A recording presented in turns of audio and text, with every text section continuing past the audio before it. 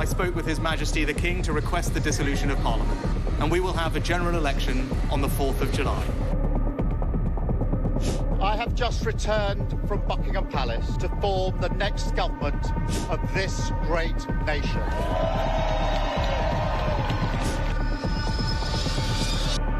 Take a look at what happened.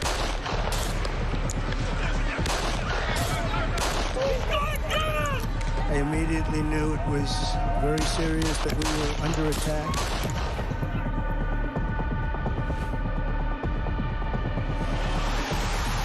The time has come, and this surely is England's time. Williams, who scores, and Spain lead. The shot from distance is in. It is Cole Palmer. Low ball in, or far ball, slides it in. An absolute killer of a goal. I agree with the protest, but I don't think the violence was anywhere near necessary. No, I mean, I don't think anyone, Nigel, would ever think that the violence was the answer at all.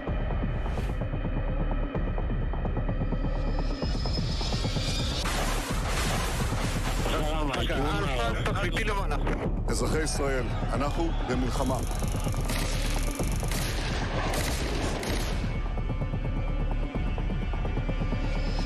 I probably took a bullet to the head because of the things that they say about me. If Donald Trump were president, Putin would be sitting in Kyiv right now. In Springfield, they're eating the dogs. The people that came in, they're eating the cats.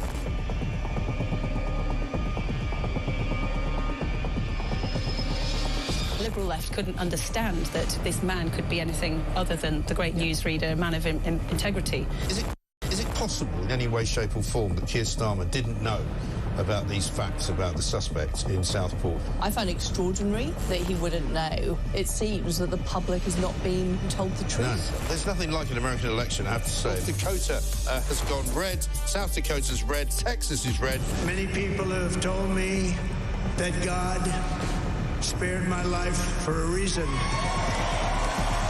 Bloomberg UK reporting Ukraine has made the first long-range missile strike inside of Russia. These are the missiles that across the UK, on DAB+, on YouTube, on the app, on your mobile, the home of common sense. This is Talk.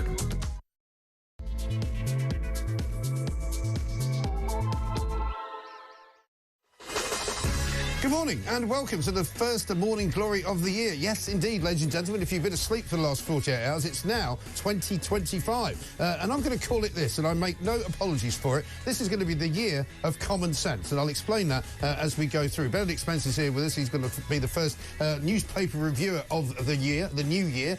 Morning Glory is back, and we are going to be here for the duration, ladies and gentlemen. We've got an awful lot to talk about. To wit, the front pages this morning, the Daily Telegraph has got Labour blocks grooming gang probe. Labour's blocked the inquiry into Sir Keir Starmer's conduct as head of the Crown Prosecution Service while investigating the Oldham child grooming scandal. On the front page of the Daily Mail, the pay of NHS managers has soared £1.1 billion, right? Meanwhile, we've lost something like 1,150 fully qualified GPs in the same period that this money has been given to managers in the NHS. Absolutely unbelievable stuff. Millions are going to face a bill to install a heat pump in their own houses, according to the I newspaper, because almost all homes will have to have a heat pump by law, according to Sir Keir Starmer, who, by the way, is not too worried about the cold weather at the moment, which is snapping across the country, because he's still on holiday in Madeira, where it is significantly warmer, and he quite likes being there as well, because he can push ahead of everybody else in the queue and get a ride in a toboggan. As somebody pointed out to me yesterday, only Keir Starmer would want to go on a tobogganing holiday and end up in Madeira, which is not really where the tobogganing goes on. But there we are. 0344 499 1000. Front page of The Sun, Sarah's killer dad slashed with a tuna tin lid. This is the ghastly monster who killed 10-year-old Sarah Sharif in such horrible, ghastly circumstances. He's been attacked by 2 inmates in Belmarsh Prison. I'm sure many of you will share my lack of disappointment about that, but obviously we don't encourage that kind of violence. 0344 499 1000 is the number. You can send us a voice note. If you've forgotten how to do it, here's how. Morning, Mike. Great show as always. Morning, Mike. It's Fiona in Dorset. Hi, Mike. Kate from Leeds. Hi, Mike. Junior from Bristol. Loving the extended show. 4 hours of Mike Graham, Monday to Friday. Loving it. Brilliant. Now, as you know, the weather is pretty awful. There's been strikes up and down the country. You can't get a train. You've been stuck in traffic jams. All is now back to normal. It's Friday. It is January the 3rd. I think I'm right in saying. It is 2025. By the way, Meghan Markle's back as well. There's a talk.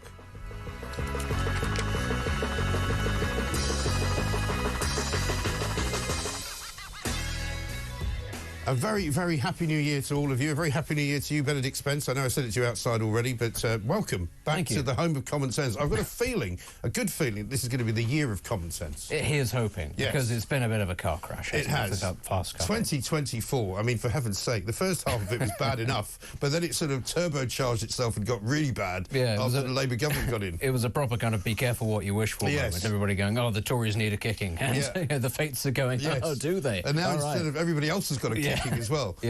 But there we are. You also had a rather interesting event happen to you over the last couple of days. You had a tweet of yours retweeted by Elon Musk. Yes. The last time I looked, you'd had something like 20 million views. I presume it's probably more than that now. Yeah, it's a 27, 28, not that I'm looking. It was a slightly unexpected thing. It happened last night, and I woke up, and of course the first thing you do when you wake up... Was your phone sort of steaming at this point? Yeah, I just sort of looked at it and eyes narrowed and went, hang on, I don't remember having this many followers yesterday. What have I said? What have I done? It was... that was bizarre. And Elon Musk is really going for it, isn't he? I mean, it's interesting. We'll lead into all sorts of different places with what he's saying and when he's saying it, but he's really going after Keir Starmer in a way which is kind of unusual for anybody to do, never mind the world's richest man. It's wonderful to know that people are actually taking an interest in our politics outside of the UK and shining a light on all of its failings, and it just happens to be probably the world's third most powerful man, certainly its richest. But you're right, he's taking a real keen interest. And it's come as a real surprise to the average American to discover that things over here in the old country, in old Europe, are quite bad. Actually, they think that things are bad there, but boy, things are not great here. Starmer obviously is going to get it in the neck. He and Musk are not great fans of each other. But, of course, that is to the detriment of the UK. This is somebody who has the ear of the President of the United States, whose companies are able to do incredible things that we can only sort of dream of, and who is able to turn over huge amounts of money. So, of course, the Labour government wouldn't be interested in him, because they'd only be interested in him if he moved here permanently, and then they could tax him and nationalise his companies, and he's not going to do that. And, of course, they keep saying things like, well, it's got no business interfering in our foreign affairs, because as far as we're concerned, he's a foreign national. This doesn't seem to bother them too much when they're talking to people like Bill Gates. Or indeed the government of Mauritius. No, that's okay as well. Anyone else can interfere. But, I mean, it's interesting how he's taking this all on, isn't it? Because, you know, clearly he's like a bull in a china shop right now. He's just kind of lashing out at almost anything that he hears and anything that he says. But it seems to have been somehow galvanised by the re-emergence of the grooming gang story, doesn't it? Yes, and, you know, we can't necessarily expect Elon Musk to be on top of everything. You know, a lot of this is sort of information that he is being fed.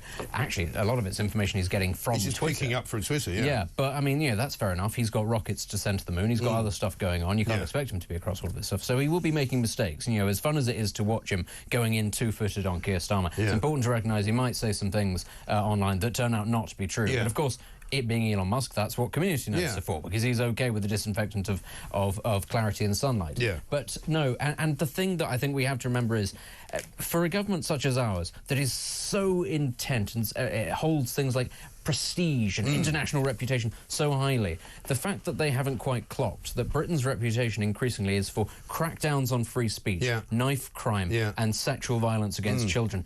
Ooh, that is, as they say, not a good look. It's really our look now. And also for net zero madness. And we were noting over the course of the evening last night that because Donald Trump is now about to become the new president, lots of things are already changing ahead of time. You know, we've seen changes in the Middle East. We've seen Hamas more or less holding up the white flag and saying, we think we might be ready to do some kind of deal. Apparently Wall Street banks now are moving away from what was a United Nations initiative, which is always a bad thing. I mean, the UN and banks just don't go together. But the UN had them all signed up to this net zero commitment. They're all now leaving that commitment behind and saying, actually, we're not going to do it anymore. They're already starting to leave behind the DEI stuff and the you know, the appointment of the wokeists. So the world is definitely changing. Absolutely. I mean, and you see this also in Europe, not in the UK, sadly, but, you know, the emergence of right-wing, both centre-right and increasingly far-right parties. Yeah. There is a backlash to what is perceived as this sort of quite suffocating centre-left approach, and also the idea of this sort of liberal consensus that this is, you know, climate change is happening, so this is what we have to do. You know, diversity is good, tolerance is good, so this is what we have to do. And all these people that start their sentences with everybody knows, or we know.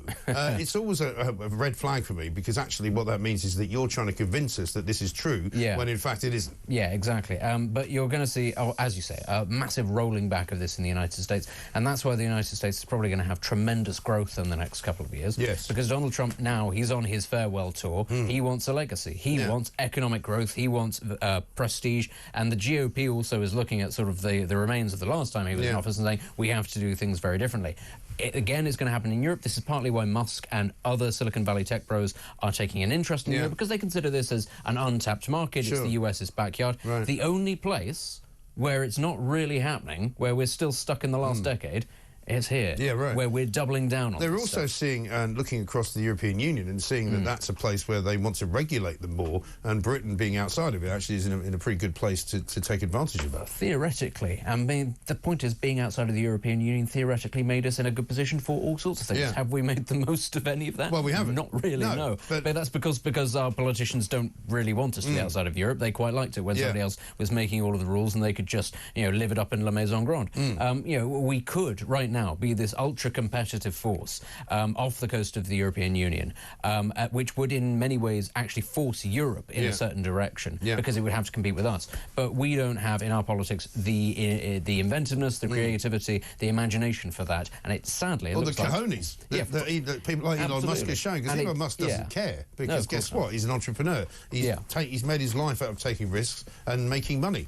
And, you know, people who are in politics in this country who have never been in business don't really understand that as a concept. Yeah, and this is the nature, I'm afraid, of the great power sort of theory of geopolitics, which is that if you aren't going to try and make yourself a power and forge your own destiny, you will be pulled in X, Y, Z different directions by other bigger powers. We've taken an opportunity to leave the European Union and strike out on our own. Nobody's saying we're going to become a superpower or anything like that overnight, but it allows us to forge our own path and try to create our own wealth and our own destiny. And what we're doing now is allowing ourselves basically to be pulled between Europe and the United States, and we'll decide basically what our future will basically be, which one of those two blocks wins out. The likelihood is the United States, because it has that huge advantage, and now it has an incoming administration that values growth and prosperity, whereas Europe just sort of wants to sit on its hands and stop all of that. Well, they want to make a bigger state for the superstate. They're not interested in making money. They think, like Keir Starmer does, that the way to make growth is to tax people more and to make the state bigger. Exactly. Which, of course, it isn't. Exactly. But what will happen now is that the US will put the screws on the European Union, and because we are, rather than trying to ally ourselves more to the US model, we're trying actually to go back to Europe. What will happen is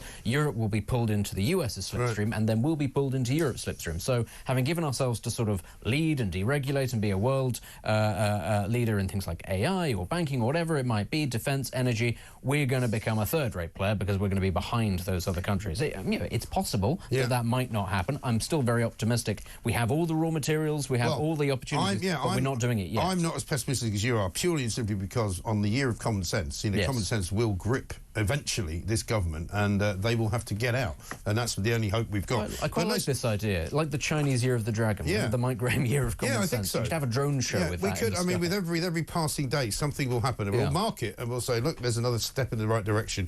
And let's have a look at what the Telegraph was saying this morning, because only last year, or in fact, we say last year, it was last January. Here's what Jess Phillips had to say when she wasn't in government and she wasn't the safeguarding minister. Actual reality of what is happening in government currently is a sticking plaster, announceable thing like the Grooming task force. We're a year on from the independent inquiry into child sexual abuse. Years and years worth of evidence. And a year on, not a single one of the recommendations. The government have said they'll take some of them. There's no timeline for when any of those recommendations are going to happen, and that's both about prevention and supporting of victims who have been victims of sexual violence in childhood. So now she says there's no need to have a proper inquiry because absolutely it's up to the local council in Oldham to decide whether or not that needs to be done. Yeah. And according to Labour's official line, they say, we will welcome and support an independent investigation commissioned by Oldham Council which puts victims' voices at its heart, following the examples of Telford and Rotherham. I mean, I fail to see why this is taking so long to be sorted out. It's taking a very long time to be sorted out, partly because I suspect, partly because there are still trials ongoing, because this is not a historic thing. This is ongoing. This is still happening now. There are going to be... But surely there's enough of what happened in the past to be investigated, not from a point of view of there still being a trial that hasn't yet come up. Sure. There'll be cases that could be looked at from 20 years ago. That'll be one of the excuses that's used. Another is going to be the scale of this, which is that it is potentially vast.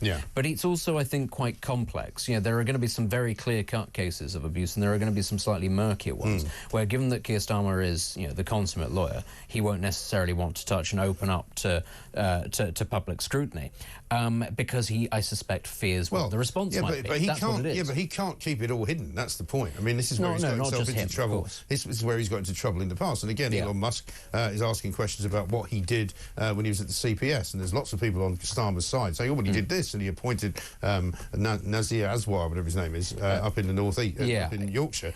But, the problem is there are still massive problems here that have never been solved. Yeah, and this is ultimately what it comes down to, is that how do you solve these things? What would be the outcomes? What would be the conclusions? And, ultimately, the government suspects that it won't like, perhaps, what the conclusions are, or that the public won't like them, and that the two might differ on what their view may be. And, we already know what the attitude of this Labour government is, and that is that there is the far right in this country waiting, just itching to sort of kick off and problems because... And I suspect that it does fear that this particular topic, as more than anything else, would be a touch, it would be the touch paper to ignite a very inflamed situation, and that it would give a lot of succor to reform. Yeah, but they can't keep hiding from it, and that's the problem. You say that, but I think in this country there is an institutional sense that if you just ignore a problem long enough, it will go away. But this is why I'm saying that we're now reaching that point where things are going to flip over and they're going to change, because people have had enough. I hope so. People have seen what happened last year, and they've seen who got locked up and how long they got locked up for. They saw who was getting released. We've seen Elon Musk now piling in. There's a lot of things that are moving around Keir Starmer now, and he doesn't have any friends in the room, really, not even his own party. I mean, only yesterday we were hearing about 20 councillors who I think are leaving the Labour Party because they don't like him. Yeah. No, I would hope so. I would hope that the critical mass of pressure on this would force the government into doing something. But again, you look at the various problems. We were talking about how bad a year 2024 was. It's because there's been this sort of accumulation of issues, be it the NHS, be it infrastructure, be it defence, be it education, because things just haven't been done, because successive governments have gone, if we just leave it, if we kick it into the long grass, somebody else will deal with it. And, again, as stupid as that would sound to the average person on the streets, it's very clearly what is happening. I mean, Keir Starmer's own... And the Tories have certainly got nowhere to go here, because, I mean, our front page of the Daily Express has got Kemi Badenoch asking for an inquiry into UK's rape gang, saying it's long overdue. Well, it is long overdue. They could have done it in the 14 years they were in. She says that, from the safety of opposition, having, been in government, she could have been calling for it. But again, this is a slightly separate issue, which is that the Conservatives actually don't really know what they stand for. They don't know what to do. They don't know how it is that they're going to face off against reform. And Kemi is just an entirely reactionary leader. So, of course, whatever's in the news cycle, she will react to. She's not going to set the agenda. And Nigel Farage was having a go over the weekend saying, well, you had 14 years, you didn't do anything. Let's get a voice note from James. Morning, Mike. It's James from Blackburn. It's great to have you back. We've missed you. Everything's still as it was. The reigning and undisputed plank of the year is carrying on exactly the way it is. They're now looking at his behaviour when he was in charge of the CPS. Of course they are. Of course they're not wanting to have an inquiry. They're still going to build 1.5 million homes. They haven't built any yet. So, I mean, we're off, Mike. 2025, you're right. It's going to be the year of common sense. It's going to prevail, and I'm going to call it that this plank won't be here by the end of 2025. Nice one, Mike. James, I couldn't agree more. I've been saying it for a long time. Lots of people are now starting to write pieces about the end of Keir Starmer's reign already, and I don't think he's going to make it till the end of 2025, but we shall see. Lots more to talk about, though. The NHS, guess what? They've been doing exactly what I said they've been doing, which is giving loads of money to the managers and not giving the money to the people that actually need it. Plus, we got Meghan Markle's comeback. This is Talk.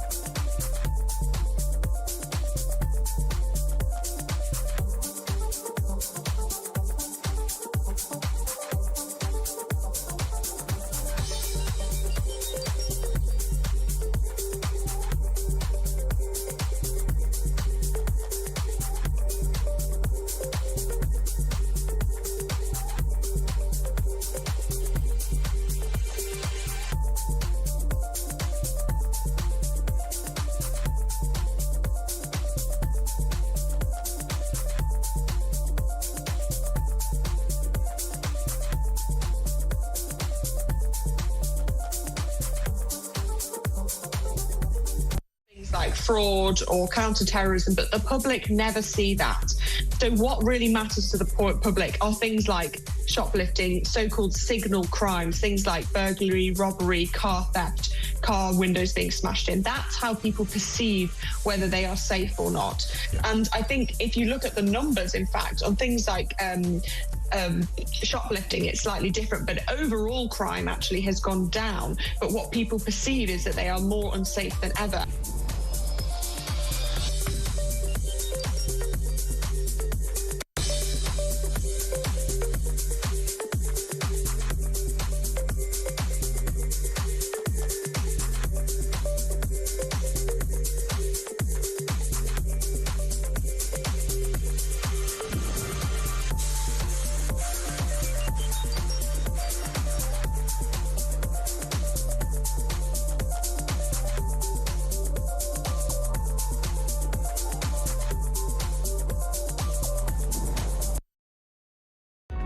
Across the UK, on DAB+, on YouTube, on the app, on your mobile, the home of common sense.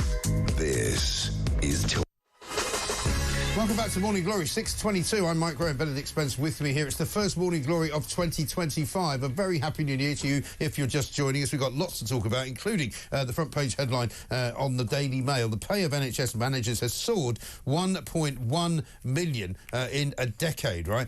More than 10,000 extra managers have been hired in the last 10 years, while meanwhile, in the same period, 1,150 fully qualified GPs have actually left. So that's great, isn't it? So we've got loads of people who can tell you what NHS managers do, and loads of people to tell you what doctors should do, but we've got fewer doctors and more managers. Doesn't make any sense. Let's get a voice note from Nick. Morning, Mike. Nick Moore, Loughborough. Jess Phillips, just another example of the political class changing direction to keep its seat on the ever trundling on gravy train. Of course, she's not going to vote for a review into the grooming gangs. She nearly lost her seat to the Palestinian Party. So she's going to do nothing now to offend the Muslim base in the Labour constituencies of Birmingham. Absolutely running scared, isn't she? Absolutely incredible stuff. Let's talk a little bit about what happened over the weekend in New Orleans as well, Benedict, because yesterday we had yet another press conference. It's all been a bit chaotic, it seems to me, over there. The FBI initially saying it wasn't a terrorist attack, even after the mayor of New Orleans had said it was. Then they said there were definitely other people involved. Then yesterday they said there weren't. Let's have a look at Joe Biden, who's trying to keep up with it all. And so we're also continuing to investigate whether or not there's any connection between the New Orleans attack and the explosion in Las Vegas. As of now, they've just been briefed. They have not found any evidence of such a connection thus far. I've directed them to keep looking. The individual who rented the truck that exploded in Las Vegas also served as active duty U.S. Army. And the FBI is working with the Department of Defense on investigating, including the service members' possible motives and all those he worked with, who served with him, with things he'd say and do. I directed my team to accelerate these investigations so we have answers to our unanswered questions. They're making every single resource available to get the job done. And we're going to share the facts as soon as I learn them so the American public doesn't have to wonder. Well, that's all very clear then, isn't it? I mean, obviously we're not going to make light of what happened because people died, but I mean, they do seem to not quite understand what's going on in this story. You know, we've got a guy who appears to have been working on his own, we're now told, who killed 14 people, and he was the 15th death as well. He appears to have become radicalised by ISIS on a trip to Egypt a couple of years ago. This is Shamsuddin Jabbar. He was in the US Army. He later kind of decided he was going to become an Islamist. He had a black ISIS flag flying off the back of the truck that he used to run people over with. Meanwhile, the guy who blew up the Cybertruck in Las Vegas was also a member of the US Army. He was a Green Beret. In fact, he was an active service member, I think. He was still in it when he blew himself up. But very strange happenings in America. Very much so. And I think that the chaotic approach, as sort of, demonstrated there by the actual commander-in-chief, who doesn't appear to know what on earth is going on, I think is very telling, actually, of the state that the US government has been in for some time, which is that it's almost been running on vibes, and that's enough. As long as you sort of do and think and feel the right way, everything will fall into place. And as a result, you then have a situation where very clearly a terrorist attack has taken place. And the organisation in charge of investigating, surveying this sort of thing goes, no, it's not a terrorist attack, even as it was revealing. I mean, this was the most laughable thing. They said that it wasn't a terrorist attack after it had been revealed that improvised explosive devices had been left around New Orleans. You're thinking, well, what on earth is this? And after they'd already presumably covered up the black flag that was hanging off the back of the pickup truck. Which, of course, has to be done because you wouldn't want to inflame community tensions. I mean, this is also the other thing, though. They talk about how, don't worry, it's a lone wolf attacker, as if that makes it better. That's literally how Daesh, Islamic State, that's literally how they operate, is that they send people with as few ties as possible to others, because that makes it harder to compromise networks like Al-Qaeda used to have a problem with. So, as if this is somehow it's all fine, just a nutter who's gone off on one. Guy, That's not what this is, and it's never how it really not. And also the other thing that was very heavily criticised, but not heavily criticised enough in my view, was that they didn't really have proper protections in place in New Orleans on the streets. If you watch the video of the guy driving past a police car, just immediately hanging a right and just speeding up, there was no barrier. No. In the same way that people were saying, I was watching the BBC bizarrely, who were falling over themselves trying not to allocate this to any particular group or any particular religion. For heaven's sake, we mustn't speculate. We must not do that. Those crazy Hindu nationalists. And then they had people say, well, of course, it's very difficult to put bollards up on a street where you want people to walk freely. Well, they do it in London. We've got bollards everywhere. You walk over to Borough Market, you can't drive a truck into Borough Market because there's very, very heavy steel bollards which are right there. But again, at great expense to us. And it's that thing where, and I really do resent it, the fact that now, everywhere you go, and it's not just in London, it's in major cities everywhere. Actually, it's in lots of market towns as well, because that's a major fear, is that if there was an attack on, say, a market town in, I don't know, Surrey or somewhere like that, there simply wouldn't be the police resources to get there and stop it from happening. So they have to put bollards up outside public venues there as well. And it comes at a great cost to all of us, and it is that gradual erosion of trust in society, and that is, of course, what they want. That is the whole point of these attacks, is to make us change our way of life. I don't agree with that, actually, no. I think they do it because they like killing people. That's what they do it for. And they want some level of notoriety. I mean, they do like that. It's going to get them 72 virgins in heaven. I think, there's a part of that. But ultimately, what their stated goal is a global caliphate. So actually, but I'd rather have bollards than dead people, that's true. Say. I think we can agree on that. We can agree on that, yes. Let's have a look at Shamsuddin Jabbar. Before he was radicalised, he was apparently a property manager. Good evening. I'm Shamsuddin Jabbar, property manager with Blue Meadow Properties and team lead at the Midas Group at Core Realty. I just want to say hello and let you know a little bit about me. So I'm born and raised in Beaumont, Texas, and now live in Houston. And I've been here all my life, with the exception of traveling for the military, where I spent 10 years as a human resources specialist and IT specialist, where I learned the meaning of great service and what it means to be responsive and take everything seriously, dotting I's and crossing T's to make sure that things go off without a hitch.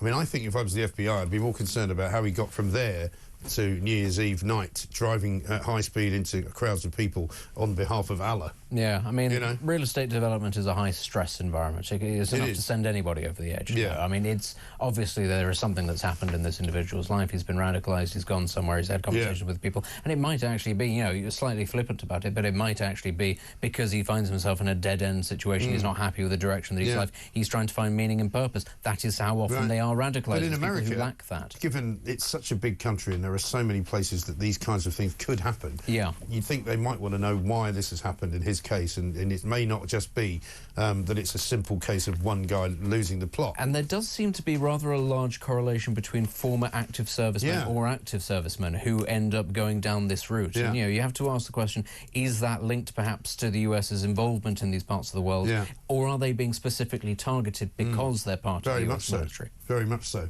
Coming up, we're going to look at some of the Christmas and New Year messages that we got since we were last here from the leaders, so-called, of the political parties. We'll kick off with Keir Starmer, coming up next.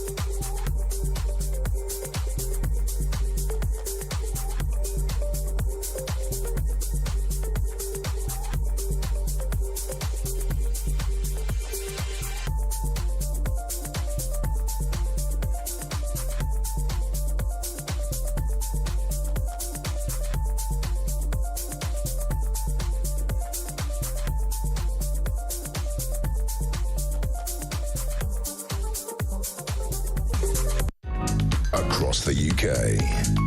On DAB+, on YouTube, on the app, on your mobile. The home of common sense. This is Talk. Welcome back to Morning Glory, 6:33. Happy New Year to you. It's the first Morning Glory of 2025. When you start first saying 2025, it sounds normal. And then after a while, you'll slip back into saying 2024 again, because you forget. I remember in the old days when you used to have to write cheques, which, of course, nobody does anymore. You used to always get the date wrong in the first week or so of doing it. Coming up, though, we've got lots to bring you. We've got a brand new video from Meghan Markle, which is going to make you laugh. How about this from Steve? He says, someday, maybe 30 years from now, Ed Miliband will be discovered on a remote Pacific island, still fighting the net zero war, long after the world has moved on from that madness. I think you may be right. The world is coming to its senses, I think, in certainly parts of the world which we admire, like the United States of America. Let's have a look, though, at what you might have missed if you weren't paying attention over the New Year period, because all of our politicians like to give out their New Year message. Here's one from Sir Keir Starmer. I want to be clear, until you can look forward and believe in the promise and the prosperity of Britain again, then this government will fight for you. A fight for change that will define this year, next year, and indeed every waking hour of this government. We have a clear plan for change. Why does he keep saying that? We have a clear plan for change. Every waking moment of this government. It's like he's doing an impression of himself, isn't he? He's kind of becoming more of a caricature of himself. Yeah, and the weird thing is, the more he becomes a caricature of himself, he becomes the spitting image puppet of John Major, not even his own. He does, somebody and else's. he pre-recorded that as well. And of course, when I commented on it on social media, people were saying, "Oh, whose apartment did he make that in? Was that Lord Ali's place in Covent Garden? Is he staying somewhere in Madeira that's owned by some multi-millionaire? Who knows?" All we know is that he's been in trouble for jumping the queue for the tobogganing, which, of course, is not a great look, is it? It's not a good look. I mean, look what happened to Philip Schofield. He jumped a queue, lost his entire job. To be fair, though, I mean, would you want to be stuck in a queue with Keir Starmer? No, I think, there's that sort of sense of irritation. But if you were to think about it, you think, do you know what? He's gone now. We don't actually have to. And people were booing him, though. I mean, everywhere he goes, he gets booed. Yeah, he does. That's an auspicious start for a Prime Minister who's been in office for 6 months. Shall we have a look at Kemi Badenoch, see if she's any better? Happy New Year. Like all of you, I am looking forward to a 2025 that is full of hope, security and prosperity. The Conservative Party is also going through a period of change. This process of renewal will be a long-term project. Things may be bumpy along the way, but the party I now lead is going to do things differently. Watch this space. OK, then. What do you take out of that? Watch this space. Means I don't know what I'm doing, and neither do you. and it's renewal now. It's not change. So change has now become renewal. Is that a different thing from change? I mean, it's because Labour are talking about change. So now the Tories will talk about renewal, and it's just painful. These are the two major parties of this country. Neither of them can articulate a vision. Keir Starmer can't tell you what's happening because he doesn't know. He says they've got a plan, but he doesn't know what it is. And the Tories don't know what they're going to do because they can't react to what Labour have done because Labour don't know what they're going to do. And is it any surprise that they are both struggling slightly with a nascent insurgent political party that's sort of come out of nowhere, that people have gone, I only know their views on one, maybe two things, but I'd rather these lot than what we've got on offer. Let's have a look at Nigel Farage's message. We want to make this country prouder. We want to make our borders secure. We want to make our people better off. And that message is resonating. And over the course of Christmas, tens of thousands of people have joined Reform UK. There is a buzz, there is an energy, there is an optimism. We're not negative. Yes, we know the other lot made an absolute mess of it, that Labour and Conservative are virtually the uni party. We believe we can turn this country around by 180 degrees and make Britain a much better place. And he recorded that, of course, at Blenheim Palace, which is the home of Winston Churchill, which he made a great thing of. And at the end of the day, there's a lot more in that. You may say, well, he can say things because he doesn't have the right to do them yet, but there's a lot more in that than in both of the others. Well, I mean, for a start, there was a policy about controlling the borders. But if you were to take those three videos and say to an alien, which one of these is the Prime Minister? Which one of these is the leader of the country? you'd go probably for Nigel Farage. Yeah, at the very least, he turned up looking like he meant business. Right. Yeah, honestly, that we are in this situation now where, admittedly a very successful politician, but an insurgent sort of campaigner is now doing so well in the polls with this party that is still sort of trying to find its way, is still not entirely sure what direction it's going in, but is doing so well. There is huge potential for seismic change. Now, I'm not saying that it's going to happen. I know I've been very sceptical about reform. Yeah, I think it is. I think it's in a very delicate stage of its development. It could go in multiple different directions and it could fail. But you have to say, the other two parties are just leaving the way open for reform. The door is wide open, and we saw over the course of the weekend, when I was last here on Monday, last weekend, the row about whether or not the fake statistics that were coming out of the, the claims from reform by Kemi Badenoch. Kemi Badenoch made a series of allegations, which I think we have until today for her to apologise for. Otherwise Nigel Farage is going to unleash hell, as it were. So that's all still going on in the background. Let's change tack slightly, though, because the front page of the Times and the Mail have both got a picture of the Duchess of Sussex. I don't like to call her that, but I'm calling her that with a tongue in my cheek. She's released a trailer for her new Netflix cookery series, right?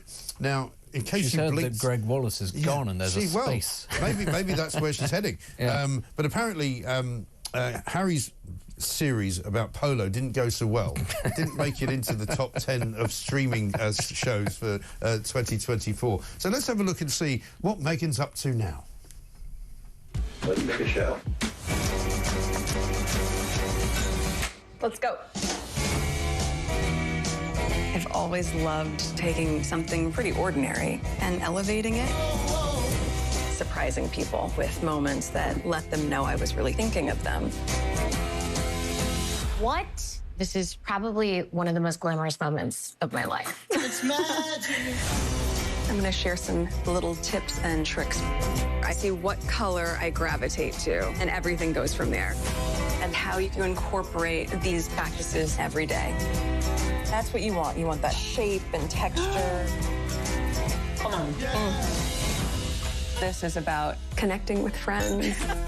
I love that we're doing this together for the first time. Making new friends. That is so good. We're family now. I'm just learning. Look at how much honey we have. Do you believe in love? We're not in the pursuit of perfection. Woke us all up. We're in the pursuit of joy. Love is in the details. I have to do it totally wrong to get it totally right.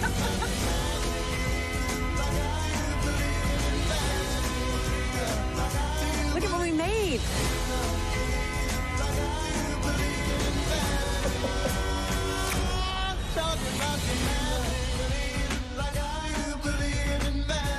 Guy snoring. Peaceful day. Yeah, that's what everybody else is doing after watching that. What a load of old cobblers. I mean, seriously. I was going to say, it's apparently, according to a piece I was reading earlier today, With Love features a smattering of the Duchess's A-list friends. Now, forgive me for not recognising any of these names. I'm going to see whether you do. Her Suits co-star Abigail Spencer. No. Actress Mindy Kaling. No. A foodie called Roy Choi, who's a Korean-American chef. Strangely enough, not. No. And also the legendary, according to this, Alice Waters. Legend in what sense? Legendary.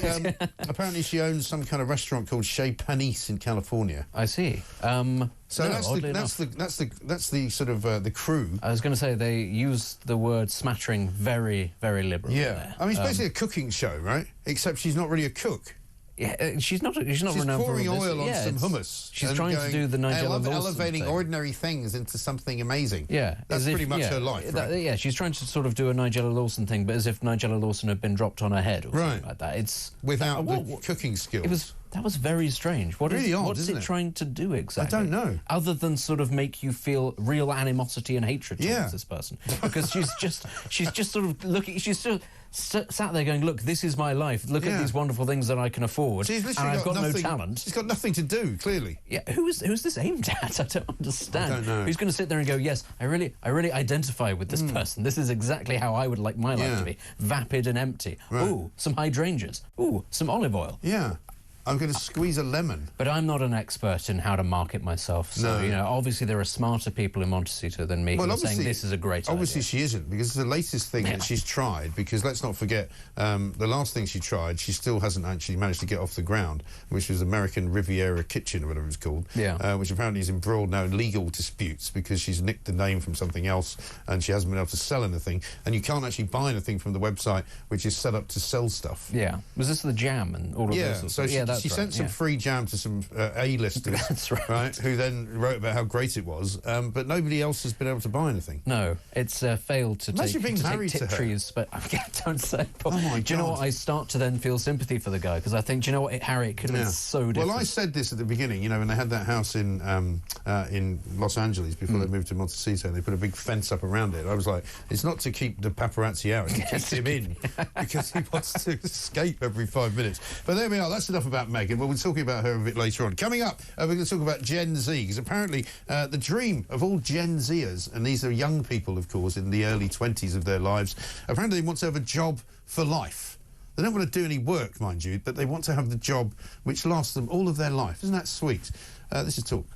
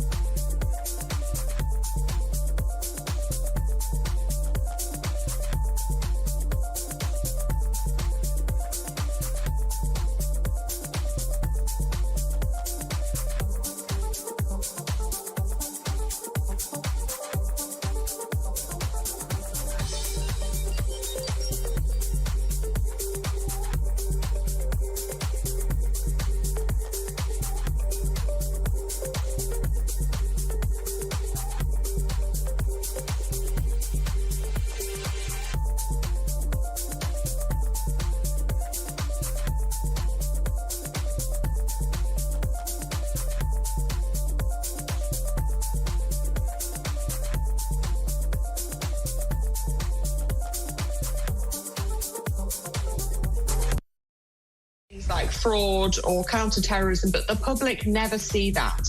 So what really matters to the public are things like shoplifting, so-called signal crimes, things like burglary, robbery, car theft, car windows being smashed in. That's how people perceive whether they are safe or not.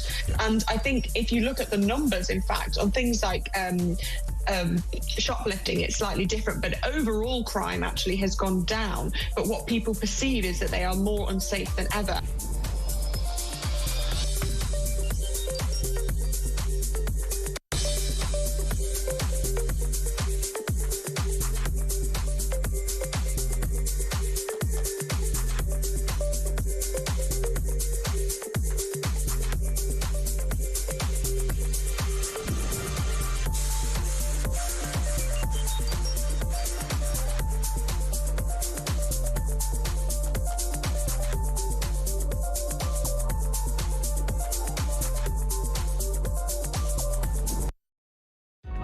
Across the UK, on DAB+, on YouTube, on the app, on your mobile, the home of common sense. This is Talk. Welcome back to Morning Glory. It's the first Morning Glory of 2025, and a very, very happy New Year. If you just joined us, we've been here since 6 o'clock. You've got 4 glorious hours of Morning Glory every single weekday morning now from 6 until 10. Benedict Spencer's here with us as well. Let's get a voice note from Perry on those leaders and their New Year messages. Good morning, Mike. 3 different speeches by 3 different people. Keir Starmer, it's usual old waffle. Kemi just talked about the Conservative Party and how they're going to get back on their feet. Nigel Farage talked about the country and how great it is. 3 completely different speeches. Absolutely right, and I think I know which one most people would prefer to do and to take notice of as well. John says this, morning Mike, when Starmer talks of change, it's not for the better. He's woke as they come, and his plans are not for Britain as we know her and for the white privileged people, in inverted commas. Well, I think that's part of the problem. I do believe, unlike Benedict, who's a bit more pessimistic than me, that this is going to be the year of common sense. I feel it in my bones. I don't know why I feel it, I just do. I'm sort of very organic in that way. Well, somebody has to be optimistic. Yes. It's not going to be me. It isn't going to be you. So but that's thank you okay. for this public service. Let's look ahead, in fact, because one of the great talents of our political world may be rejoining the country. Nick Clegg has quit his job at Meta after 7 years of making millions and millions of pounds. Just as things start to go really badly wrong, the promised son returns. Yes. It's oh, honestly, I'm so excited. I know. Especially every day I wake up thinking, wasn't it wonderful? Wasn't it wonderful the way that we don't have new nuclear power stations? Yes. I'm so grateful for well that. done, But Nick. Now it's going to come back and it's going to happen again. Yes. Surely it's going to be weighing in. Presumably he'll get a column at the Times or something like that where he'll be able to pontificate on the affairs of the day. And I tell us do all wonder. I the mean, I know you lots of. I mean, I myself went and worked in America for a long time, and most people who go and work there don't actually want to come back to Britain because the life when you're making that kind of money and living in California, you probably don't really fancy coming back to a cold, wet Tuesday night waiting for a bus somewhere in Hackney. Yeah, and that when you consider that you don't pay as much tax and services do actually work unless it's healthcare, but that's fine because everybody eats everything. It's sort of uber healthy. You know, you can understand why it is. And this is, we're being slightly flippant about it, this is going to be a bit of a problem in the coming years, is the number of people in the UK who I think are just going to up sticks and leave. You already find this actually in Silicon Valley. You go to any of the places, Meta or Google, the number of British engineers, people who are there who are all Oxford, Cambridge, UCL trained and have been headhunted there because the money that they can earn there and the opportunities that are there, they just don't exist here. And they pay a lot less tax, and they really do, even in California, which is about as woke as it gets. Absolutely. And it's, I can't remember who it was that said, but it was, I think, an American sociologist who referred to the UK as an undeveloped country where it has a fantastic education system and where everybody speaks the same language. It is a goldmine for US companies who want to hire things. Great for them, bad for us. Exactly right. And looking at the weather coming up over the next few days, that's another good reason, I guess, to emigrate, because apparently it's going to get very, very cold. -10 in some parts of Scotland, apparently. No bad news, of course, for Keir Starmer, who's in nice warm climes for his winter holiday. But the NHS have given out a weird message, haven't they? They said, don't go out. Don't go out, Don't go outside. Batten down the hatches. Don't go out in the morning. Don't go out at night. Yeah. Take advantage of working from home or not. I'm very up with the warnings that are being given out to older people and to pensioners who can't afford to heat their homes, and obviously some of them will be in dire straits over the next few days. But to tell everyone don't go out is a bit ridiculous. Well, isn't it? It seems to be the default mode of the NHS these days. It's just, if in doubt, shut down society and don't but go if you outside. do, don't call the doctor. Yeah, if possible, actually don't get out of bed. No. Just minimise the opportunities for catastrophe as much as you possibly can. Keep paying us, and we would like to work a little bit more from home. Yes. But please don't actually put any pressure on us because we might collapse if there's a breeze. Unbelievable. Brings us back to Gen Z, front page of the Times. Young people want an employer for life. Most people under 27 are keen to stay at the same company for twice as long as the previous generation. Now, these are the same people who don't want to go out. They don't want to work in an office. They'd rather work from home, but they expect to be employed by one company working from home for their entire career. Yeah, like the Japanese salaryman of old, which, for various reasons, led to a massive suicide epidemic in Japan. It's not actually all it's cracked up to be, but again, this just speaks to a generation of people who I think are prioritising comfort and ease above anything else. They want to be able to get up, know what they're going to do, know exactly how little work they have to do, and then clock off. Well, earlier this week we found, did we not, that I think there's more people now, particularly young women between the ages of sort of 18 and 24, who don't go to work at all, not because of the fact that they're raising children, but because they're anxious. Yes. Too anxious to go out. and work. Yeah, I'd be anxious as well if this is the future that we have to look forward to, where you're being told that the world is going to catch fire if you turn on your bedroom light, and we have to replace everything with heat pumps and solar panels. You'd be absolutely terrified. I remember the study that you were talking about, and somebody, I can't remember who, and it's going to bug me, said that actually this is a good thing, because what it shows is that fewer women are having to work as carers, either to the elderly or to their own children. And you think, that's a really pessimistic view of the world, that actually it's a good thing that people are more atomised, that there are fewer families, there are fewer children. That's fine.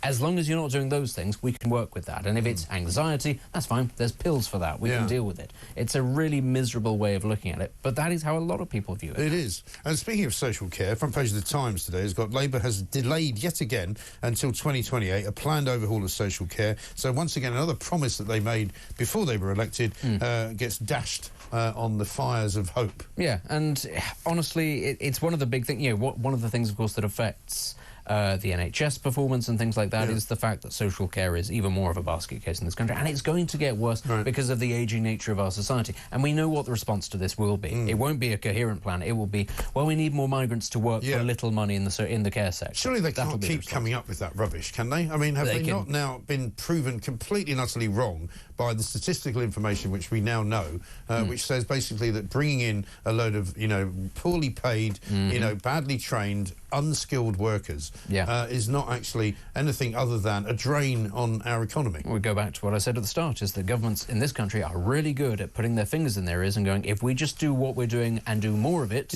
everything will be fine, and it'll be someone else's problem when it becomes a problem. Unbelievable. You know, we are set for much more migration to this country, and we will continue to be told that it is a good thing. And the thing is, we'll get even more of it, because this is going to happen at the exact moment that Europe and the US goes, do you know what, actually, we've had enough. So we've had enough. Well, you're a migrant coming from the third world, you'll go, the UK is open. A story this morning saying Sweden has recorded its lowest number of asylum applications since 1997, because they've been kicking people out. But check this out, right? This is a new video we've just acquired. This is an Albanian burglar who apparently should be deported, or should have been deported before now, but is now taunting the Home Office from a nightclub. Check this out.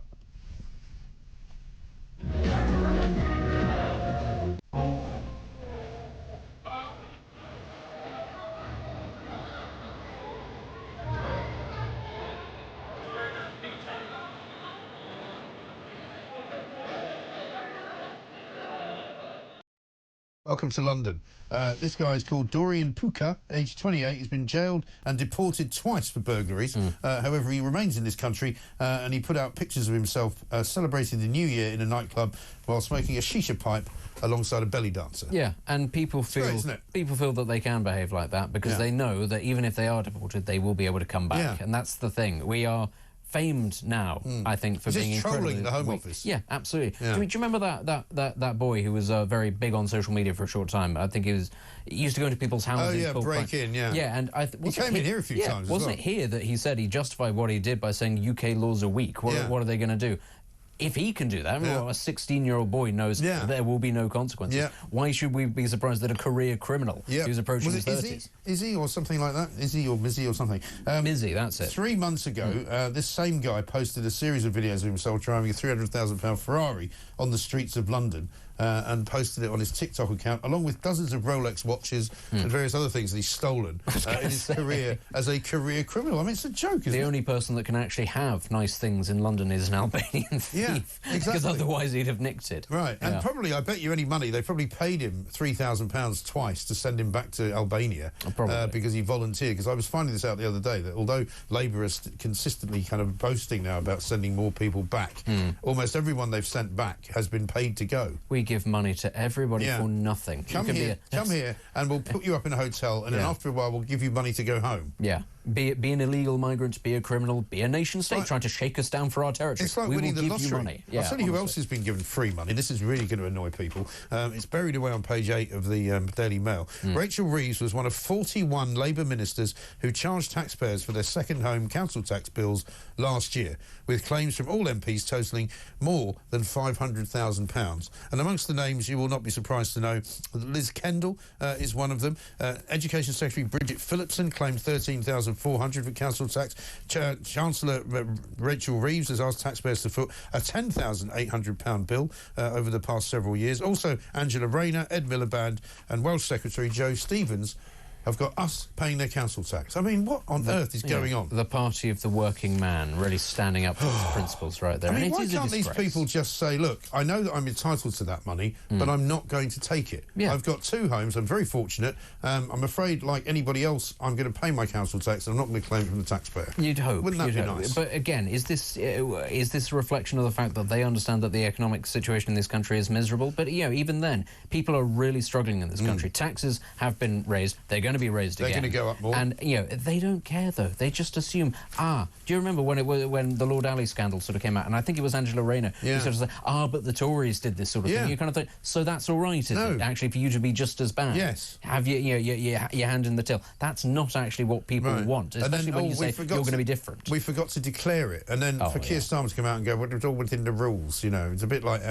what's his name, McFadden, who's the kind of enforcer of the group, who changed his house deliberately so that he rented the house next door because he couldn't claim his mortgage relief anymore, so he could claim his rent. If you want to be a frontline politician in this country or any country, do you know what? It's actually really easy not to do this stuff, not to take money, not to take the not to claim it. You can do that. It's really easy not to take it. I don't understand what the compulsion is from politicians. The second that they get a whiff of it, they'll take all of it, and then afterwards be like, oh well, I didn't know. Or, oh well, who could have said? Oh, the other guys did. Well, I said this at the time, that all of those Lord Alley stuff would undermine Keir Starmer from the very beginning, and it has, because every time you look at him, you wonder whose clothes he's wearing, you wonder whose house he's in, you wonder who he's taking money from, because he is an untrustworthy scrounger, quite frankly. And how about this from John, who says, Happy New Year, Mike. I don't think Starmer made his speech from any pensioner's gaff unless he had his thermal vest on under that shirt. Well, exactly right. That's the first thing that people said was, where's he making the speech from? Of course. Is it his own house? Probably not. And as things get economically more difficult for people, this is something that's not going to go away, and it will be felt at the next general election, is that people will vote on that basis, which is, do I feel richer, do I feel poorer? Almost certainly the latter. Who do I blame for that? And who happens to have made themselves, their life, a little bit easier along the way? That's right. It's the people who said they were the grown-ups and that they were going to make everything fair again. And the first thing they did, within the first few weeks, the big old scandal about hundreds of thousands of pounds. Ridiculous. Absolutely unbelievable. Great to see you. Benedict Spence, thank you very much indeed. We got loads more coming up. This is Morning Glory. Happy New Year. It's 2025.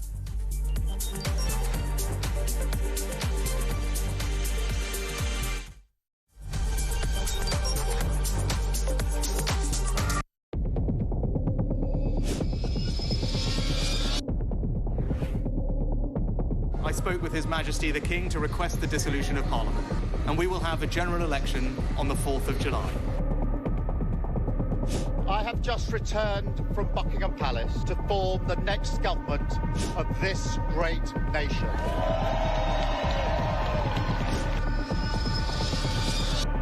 Take a look at what happened.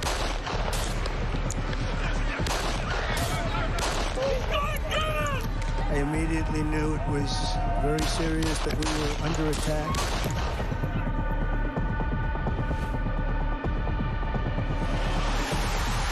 The time has come, and this surely is England's time. Williams, who scores, and Spain lead. A shot from distance is in.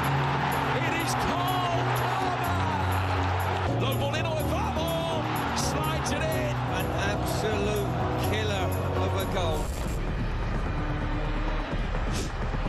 I agree with the protest, but I don't think the violence was anywhere near necessary. No, I mean, I don't think anyone, Nigel, would ever think that the violence was the answer at all.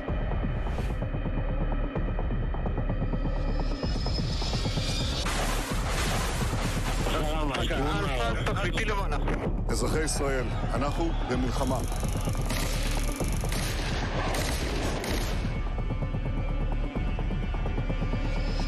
I probably took a bullet to the head because of the things that they say about me. If Donald Trump were president, Putin would be sitting in Kyiv right now.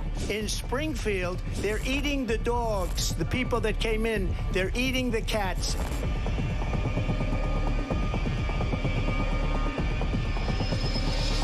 Liberal left couldn't understand that this man could be anything other than the great newsreader, man of integrity. Is it possible in any way, shape or form that Keir Starmer didn't know about these facts about the suspect in Southport? I find it extraordinary that he wouldn't know. It seems that the public has not been told the truth. No. There's nothing like an American election, I have to say. North Dakota has gone red, South Dakota's red, Texas is red. Many people have told me that God spared my life for a reason. Across the UK, on DAB+, on YouTube, on the app, on your mobile, the home of common sense. This is Talk.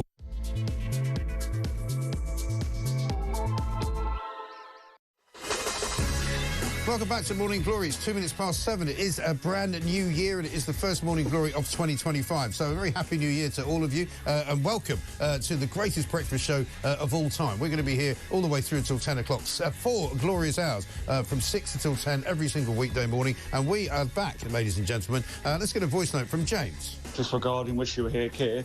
I see he's gone away again. It's great, isn't it? I've never seen a Prime Minister go away so many bloody times. Anyway, Mike, I think he's gone away now to consider his position. I don't think he'll make another year. I can't see it. And to take away the fuel from the old age pensioners, for me, that's absolutely disgusting. Shocking. How on earth can you do that to us? How on earth can he do it to the country? How on earth can he go to Madeira, a place where the sun shines, where the people are enjoying themselves, where people don't have to worry about putting the heating on because it's going to be -5 degrees outside, where the NHS is warning in his own country people shouldn't go out at night. They shouldn't go out in the morning. John says this, the advice from the NHS is a bit of a dilemma for the elderly. Freeze if you go out, freeze if you stay home. Meanwhile, we can tell you some pretty bad news is going on in the papers this morning, including, of course, the row over the grooming gangs. Labour is blocking a grooming gang probe, according to the front page of the Daily Telegraph. Sir Keir Starmer basically is avoiding scrutiny of his role, and he's the head of the Crown Prosecution Service, because there's now fears of racism. And the Oldham child grooming scandal is still very much at the front and centre of all Labour Party policy. Jess Phillips, the Safeguarding Minister, has refused to launch a public inquiry into historical sexual abuse by gangs in Oldham, saying it's one for the council to decide upon themselves. Absolutely unbelievable stuff. Coming up in this hour, we'll talk to Charles Feldman, co-host of KNX In Depth from Los Angeles. We'll get the latest from him on the attacks in New Orleans and the exploding Cybertruck in Las Vegas as well. The FBI say they weren't connected. But how many more of these lone wolves are wandering around in the United States of America? Former Army employees and sometimes current Army members actually used to blowing things up and now wanting to do so in the name of ISIS, in the name of Islam. 0344 499 1000. Happy New Year. This is Morning Glory.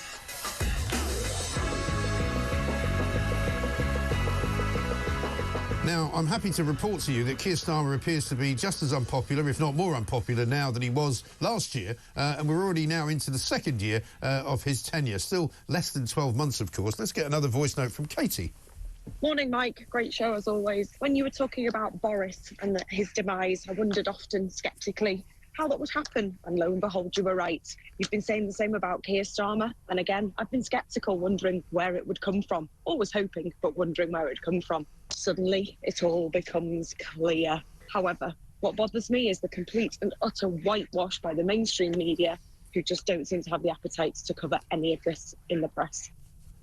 Well, you know, it's really interesting because I was watching some of what you might call the mainstream media. I was watching Sky over the period of Christmas and New Year, watching a bit of the BBC. And the way that they report what Keir Starmer does is completely different to what we do here at Talk. You know, we criticise him. We point out that what he's doing is hypocritical. We point out that he's gone to a hot country for Christmas while people and pensioners here have had money taken away from them by the government. We talk about how he and his cabinet claim all sorts of allowances, all sorts of council tax payments from the taxpayer while making us pay more tax while they have a great time living it up high on the hog, and how they then turn around and refuse to launch an inquiry into one of the biggest scandals that has ever seen the light of day in this country, to wit, the Oldham child grooming gang scandal. Some people call them rape gangs. I'm not going to call them that this morning, only because it's early in the morning and I don't want to keep using that word. But grooming gangs, there's no doubt, are rape gangs. There's no question about that. And that's on front and centre of many of the papers this morning. Also, the Daily Mail, an incredible story. Again, something we've been talking about all year in 2024, how NHS management is wrong, misguided and completely and utterly overindulged. It now turns out that NHS managers' salaries have soared by more than £1.1 billion despite repeated failures to hit the targets that they said they were going to hit. Wes Streeting, who's the Secretary of State for Health, has said that he's going to go after anyone who doesn't do their job properly. Well, here's a number for you, Wes Streeting. 10,000 managers in a decade have been hired, while 1,150 fully qualified doctors have actually left the service. You can go straight after 10,000 of those managers and basically find that you could save over £1 billion by getting rid of them, because they're not doing their jobs, are they? 0344 499 1000. Just before we speak to Charles Feldman about the events of New Year in New Orleans and in Las Vegas, where several people were killed as a result of two car episodes. One blew up, one was driven at crowds in New Orleans in the evening, the early hours of New Year's Day. Let's repeat what we did a bit earlier, only in a slightly shorter form.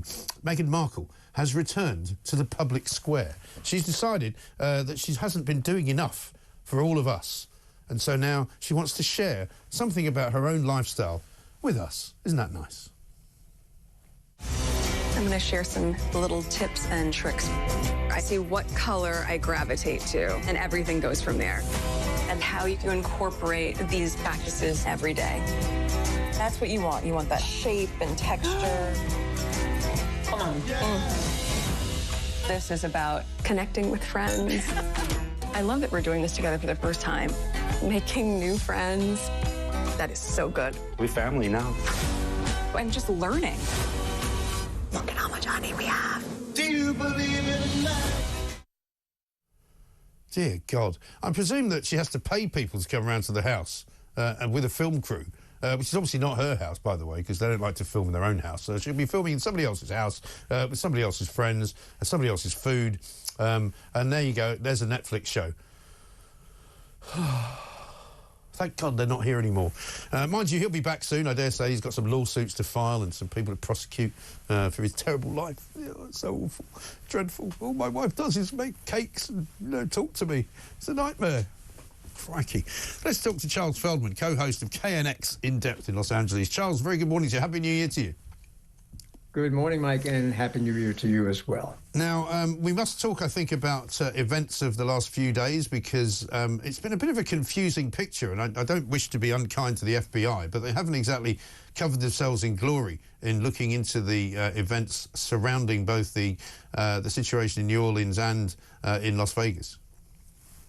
Yeah, I think what you're referring to is that the FBI, at least in terms of what happened in New Orleans, initially yesterday, they said that they thought that the driver of the vehicle that went on this rampage through Bourbon Street, killing 15 people and injuring about 30 plus others, by the way, they said yesterday that they thought that he did not act alone. Right. Today, without really explaining why they've changed their tune, today they say they're pretty confident that he did act on his own. So it's a little bit baffling on why they went from one extreme to the other in a pretty short period of time. Well, exactly. And also on the first press conference day, they actually came out and said it was not a terrorist incident, even though they were sharing the stage with the mayor of New Orleans, who had already said that it was a terrorist incident. Yes, that's right. And it really got to the point where it went all the way to the White House with President Biden actually saying that it was a terrorist incident. And, and there's good reason to think that. This particular person, the person who was driving the car, he posted a number of things on Facebook, his Facebook page, several hours actually before this happened in New Orleans. And, initially one of the postings said he had a desire to kill his family. Then he kind of backed away from that. And then on another Facebook page, he talked about how he was inspired. I don't know how someone can be inspired, but he was inspired by ISIS And so that's what is leading the FBI and now even the White House to conclude that this was a terrorist act. But I should point out that they're not saying, at least now, that anyone in ISIS, for example, directed him to do this. They're simply saying that he found some sort of affinity with this particular terrorist group, believed in their ideology, perhaps, and then felt motivated for some yet inexplicable reason to go on this rampage. Yes, it's weird, isn't it? I mean, there's a big piece in the Mail today here talking about the man himself, Shamsuddin Jabbar, who served in Afghanistan, won a war on terrorism medal, right? And he then went to Egypt a couple of years ago, and the question is being asked whether that was something that somehow radicalised him in some way if he met up with people. But, I mean, you'd have to worry, wouldn't you, that somebody like that, who appears to be a pretty ordinary, run-of-the-mill American citizen, worked in property, served in the armed forces, was a completely, would appear to be a completely patriotic individual, but has suddenly now become a deadly killer at the hands of a car. Yes, and that is always the fear of law enforcement, not only in the United States, but pretty much anywhere, which is the sort of lone wolf, if you will, terrorist, because it's almost impossible to find them before the act. It's very difficult to then even find out why they committed the act unless they leave some sort of manifesto behind. And as far as we know, this particular person did not.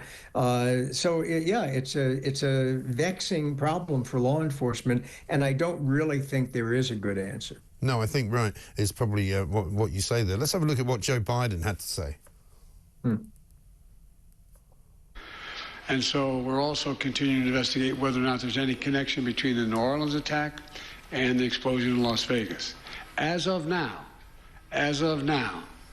they've just been briefed. They have not found any evidence of such a connection thus far. I've directed them to keep looking. The individual who rented the truck that exploded in Las Vegas also served as active duty U.S. Army. And the FBI is working with the Department of Defense on investigating, including the service members' possible motives and all those he worked with, who served with him, with things he'd say and do. I directed my team to accelerate these investigations so we have answers to our unanswered questions. They're making every single resource available to get the job done. And we're going to share the facts as soon as I learn them so the American public doesn't have to wonder. So clearly there's some confusion, because I guess, the difficulty, as you say, is a problem for law enforcement. They can't work out why people suddenly become radicalised and do these things. There's always been a long history as well, hasn't there, in America, of kind of, lone terrorist attacks motivated by all manner of different things, going all the way back to Timothy McVeigh in Oklahoma. But this guy who carried out the Cybertruck attack in Las Vegas, would appear to just have been somebody who didn't like Donald Trump very much.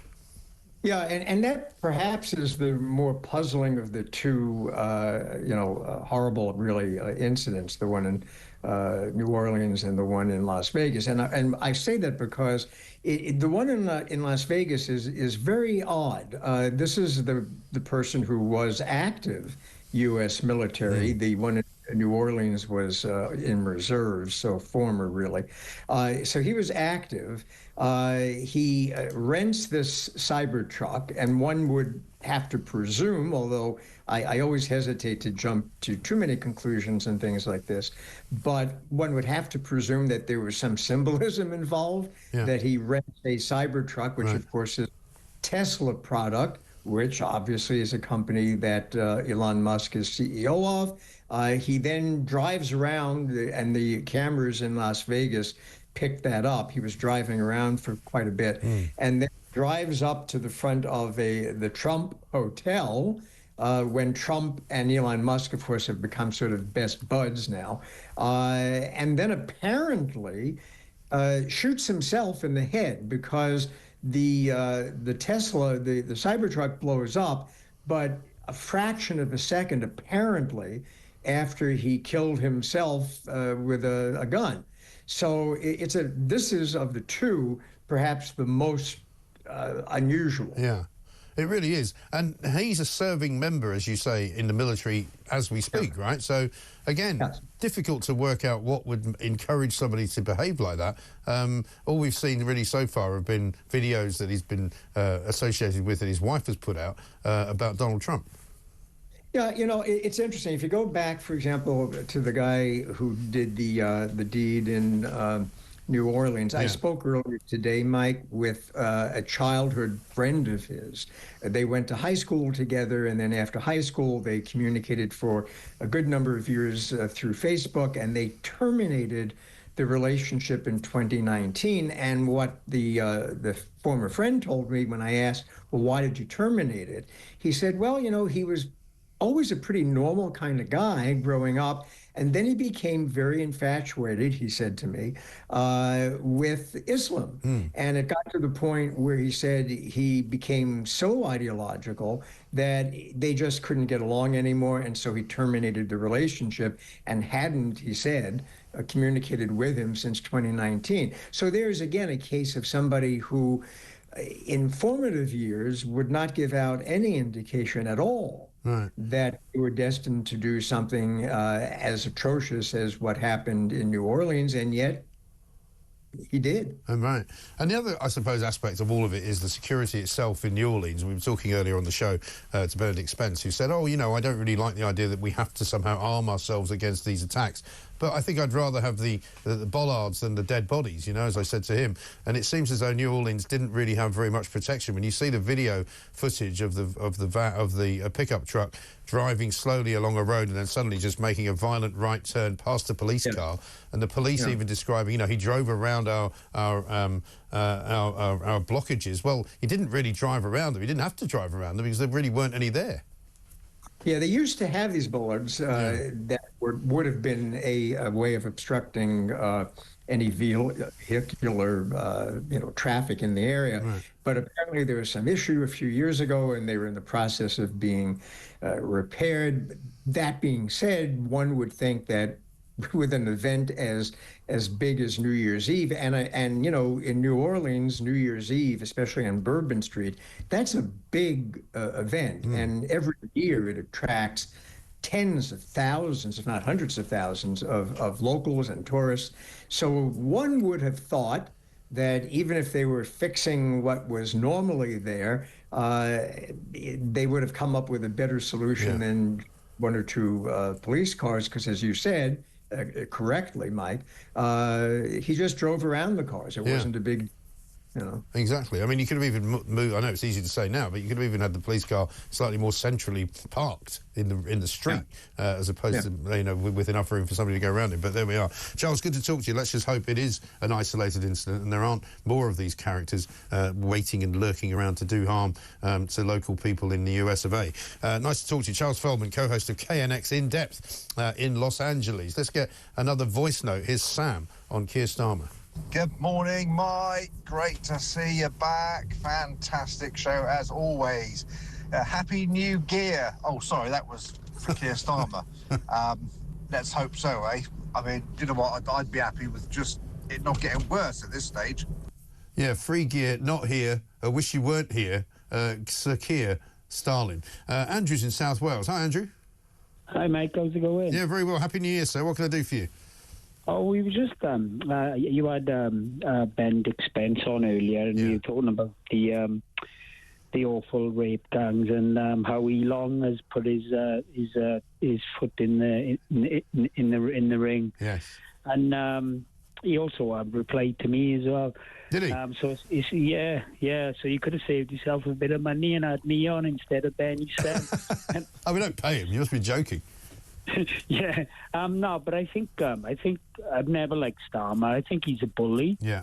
Like, he's such a bully, and to have someone like Elon or you know, like Donald, or someone, you know, of equal or better stature, you can see he just crumples like a deck of cards. Yeah, because he doesn't know what the answer is to really anything. All he knows is to kind of is to kind of delay things or to go after people he thinks are weaker than him. Yeah. You know, that's his speciality, isn't it? And I hope the British people, because, you know, everyone, the world is looking now, and the world is going, well, how did, you know, this happen? And it's not just, Starmer. Starmer's the worst of it, but the Tories did it as well. They did. They've been labelling indigenous, white or whatever you want to call them, British people as far right than that. And now, whenever hopefully 2025 will be the year that whenever you hear someone say far right on TV, there's something under the hood that's going on. Definitely.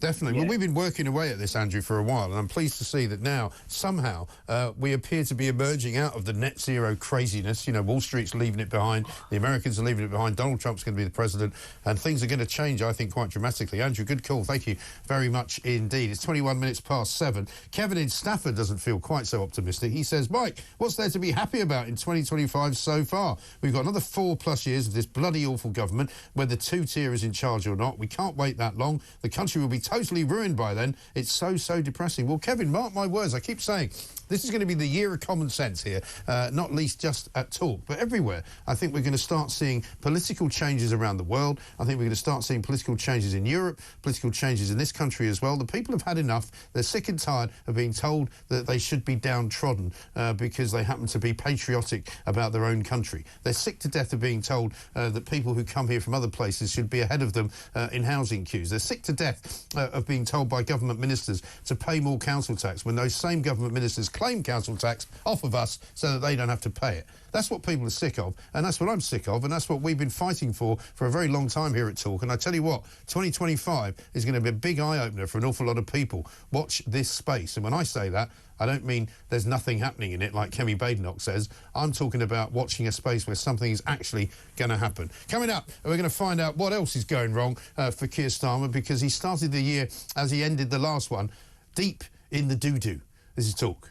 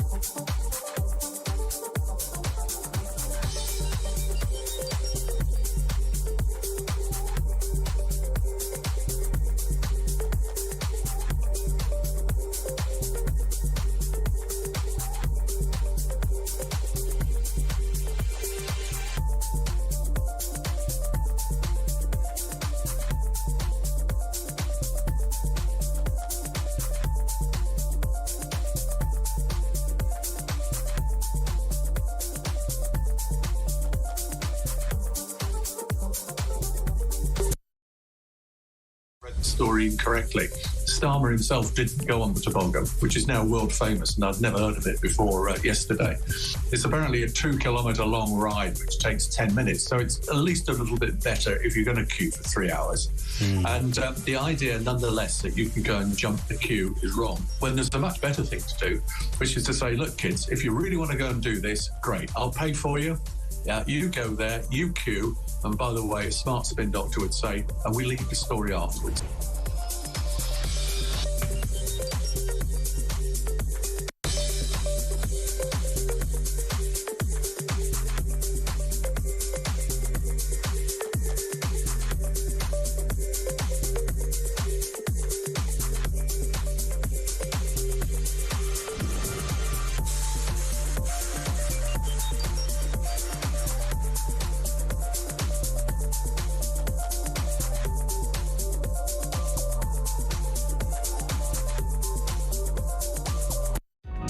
across the UK.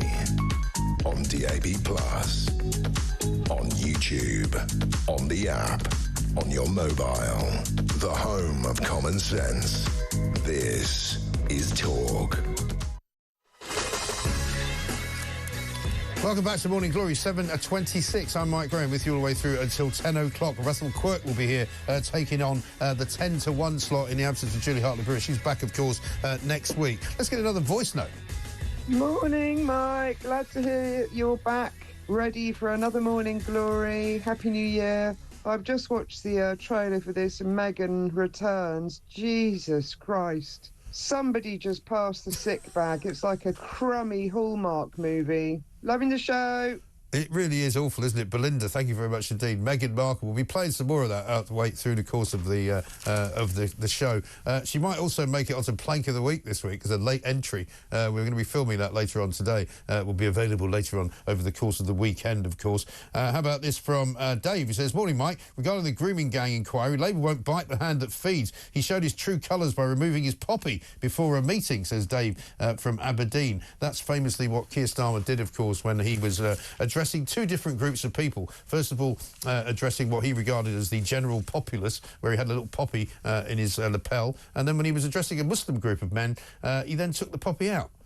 Very, very strange behaviour, isn't it? He's quoted this morning in The Telegraph as talking about the grooming scandal from 2012, right, near the end of his 5-year tenure as Director of Public Prosecutions at the CPS. He said, "In a number of cases presented to us, particularly in cases involving groups, there's clearly an issue of ethnicity that has to be understood and addressed. As prosecutors, we shouldn't shy away from that, but if we're honest, it's the approach to the victims, the credibility issue that caused these cases not to be prosecuted in the past. There was a lack of understanding." Simon Danchuk, of course, who appears on this TV show quite regularly, who represented Oldham from 2010 to 2017, says he was threatened by Tony Lloyd, who at the time was campaigning to be Greater Manchester Police and Crime Commissioner. There's all sorts of problems with this story. There's all kinds of issues. Sir Keir Starmer admitted that the CPS had let vulnerable girls down during his watch after a case was dropped against a rape suspect in 2009. Now we've got Jess Phillips, who, of course, back in January of last year, said this. Oh, we'll bring you that in a second. She basically said that nothing was being done about grooming gangs and something needed to be done. She now says that she's not ready to recommend a proper investigation and a proper inquiry, and it's down to Oldham Council to see whether they want to do it themselves. Have a look at this. Actual reality of what is happening in government currently is a sticking plaster, announceable thing like the grooming task force. We're a year on from the independent inquiry into child sexual abuse. Years and years worth of evidence. And a year on, not a single one of the recommendations. The government have said they'll take some of them. There's no timeline for when any of those recommendations are going to happen, and that's both about prevention and supporting of victims who have been victims of sexual violence in childhood. I think this story is going to be a big story for Keir Starmer when he returns from his holiday in Madeira. Let's talk now to Alan Tolhurst, Chief Reporter at Politics Home. Alan, very good morning to you. Happy New Year. Happy New Year, Mike. Good to see you. This story is going to be a problem, I think, for Keir Starmer. I mean, it looks as though the mainstream newspapers have kind of got their teeth into it. There's all kinds of politicians, from Chris Philp to Nigel Farage to Kemi Badenoch, demanding that a proper inquiry is now held, some of them with slightly more reason to do so than others, I suppose. But it's a big issue for Keir Starmer, this, isn't it? Yeah, and I think for a long time, the Tory party tried to kind of criticise Keir Starmer for his work before he entered politics when he was Director of Public Prosecutions. Yeah. And I think they were unable to really tie a lot of the stuff to him and his kind of work. Obviously, there was that kind of the stuff around Jimmy Savile. It was pretty awful business.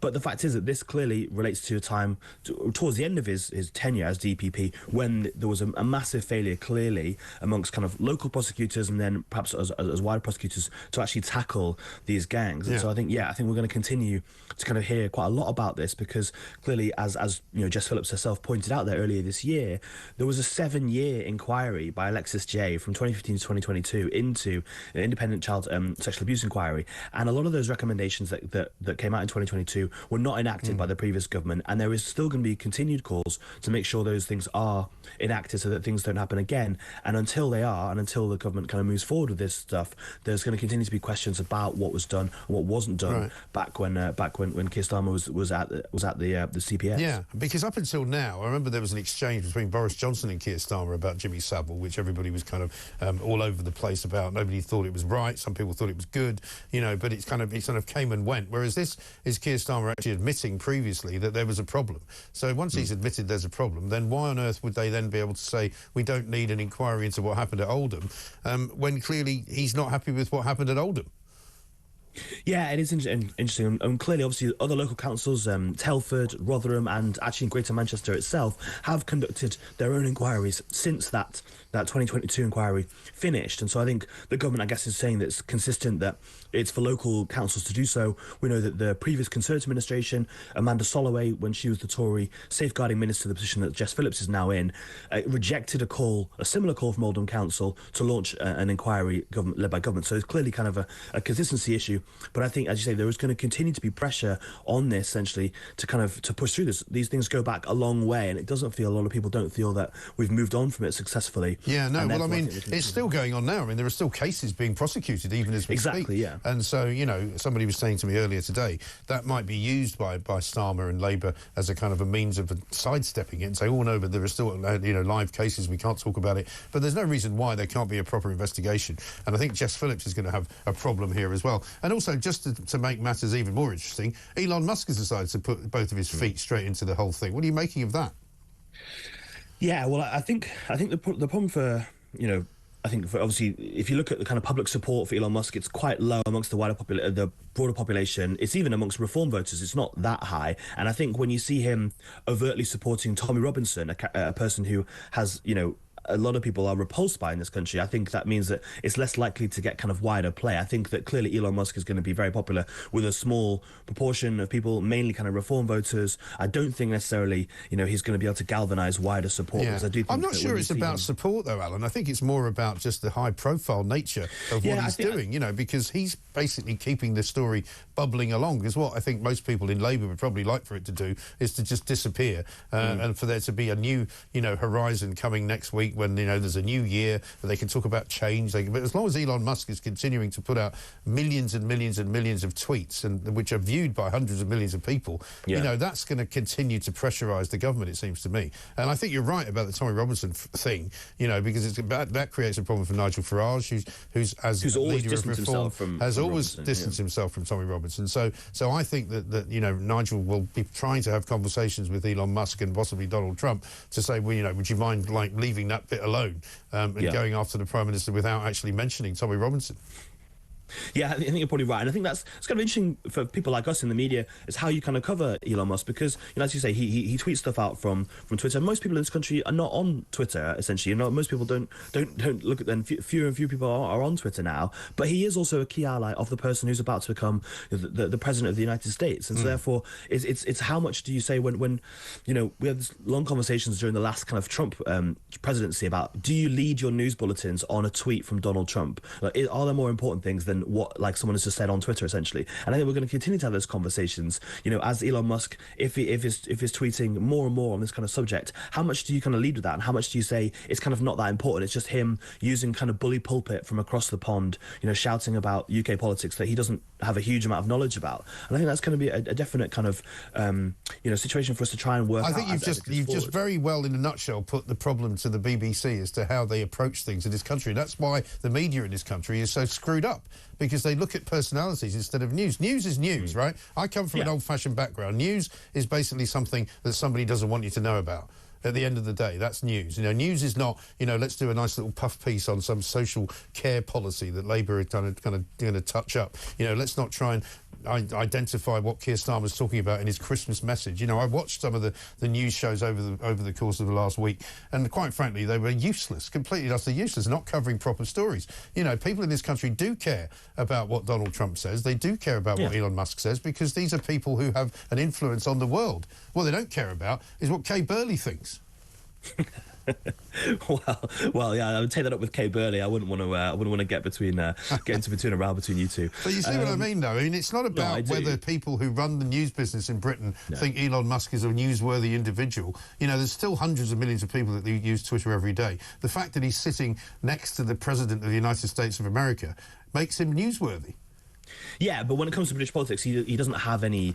I mean, he might have some influence from outside of it, but he's not involved in it. He's not involved in any of these decisions. He's not involved in... There's always talk about him donating money. As far as I'm aware, he hasn't even donated any of this kind of promised money to reform, that kind of stuff. He is an outside kind of actor. He's kind of shouting from the sidelines. And how much is it... Well, he's inside the White House, though, Alan. I mean, he's not really from the sidelines. He's inside the White House. That's where he's going to be shouting from. Therefore, that's important. Yeah.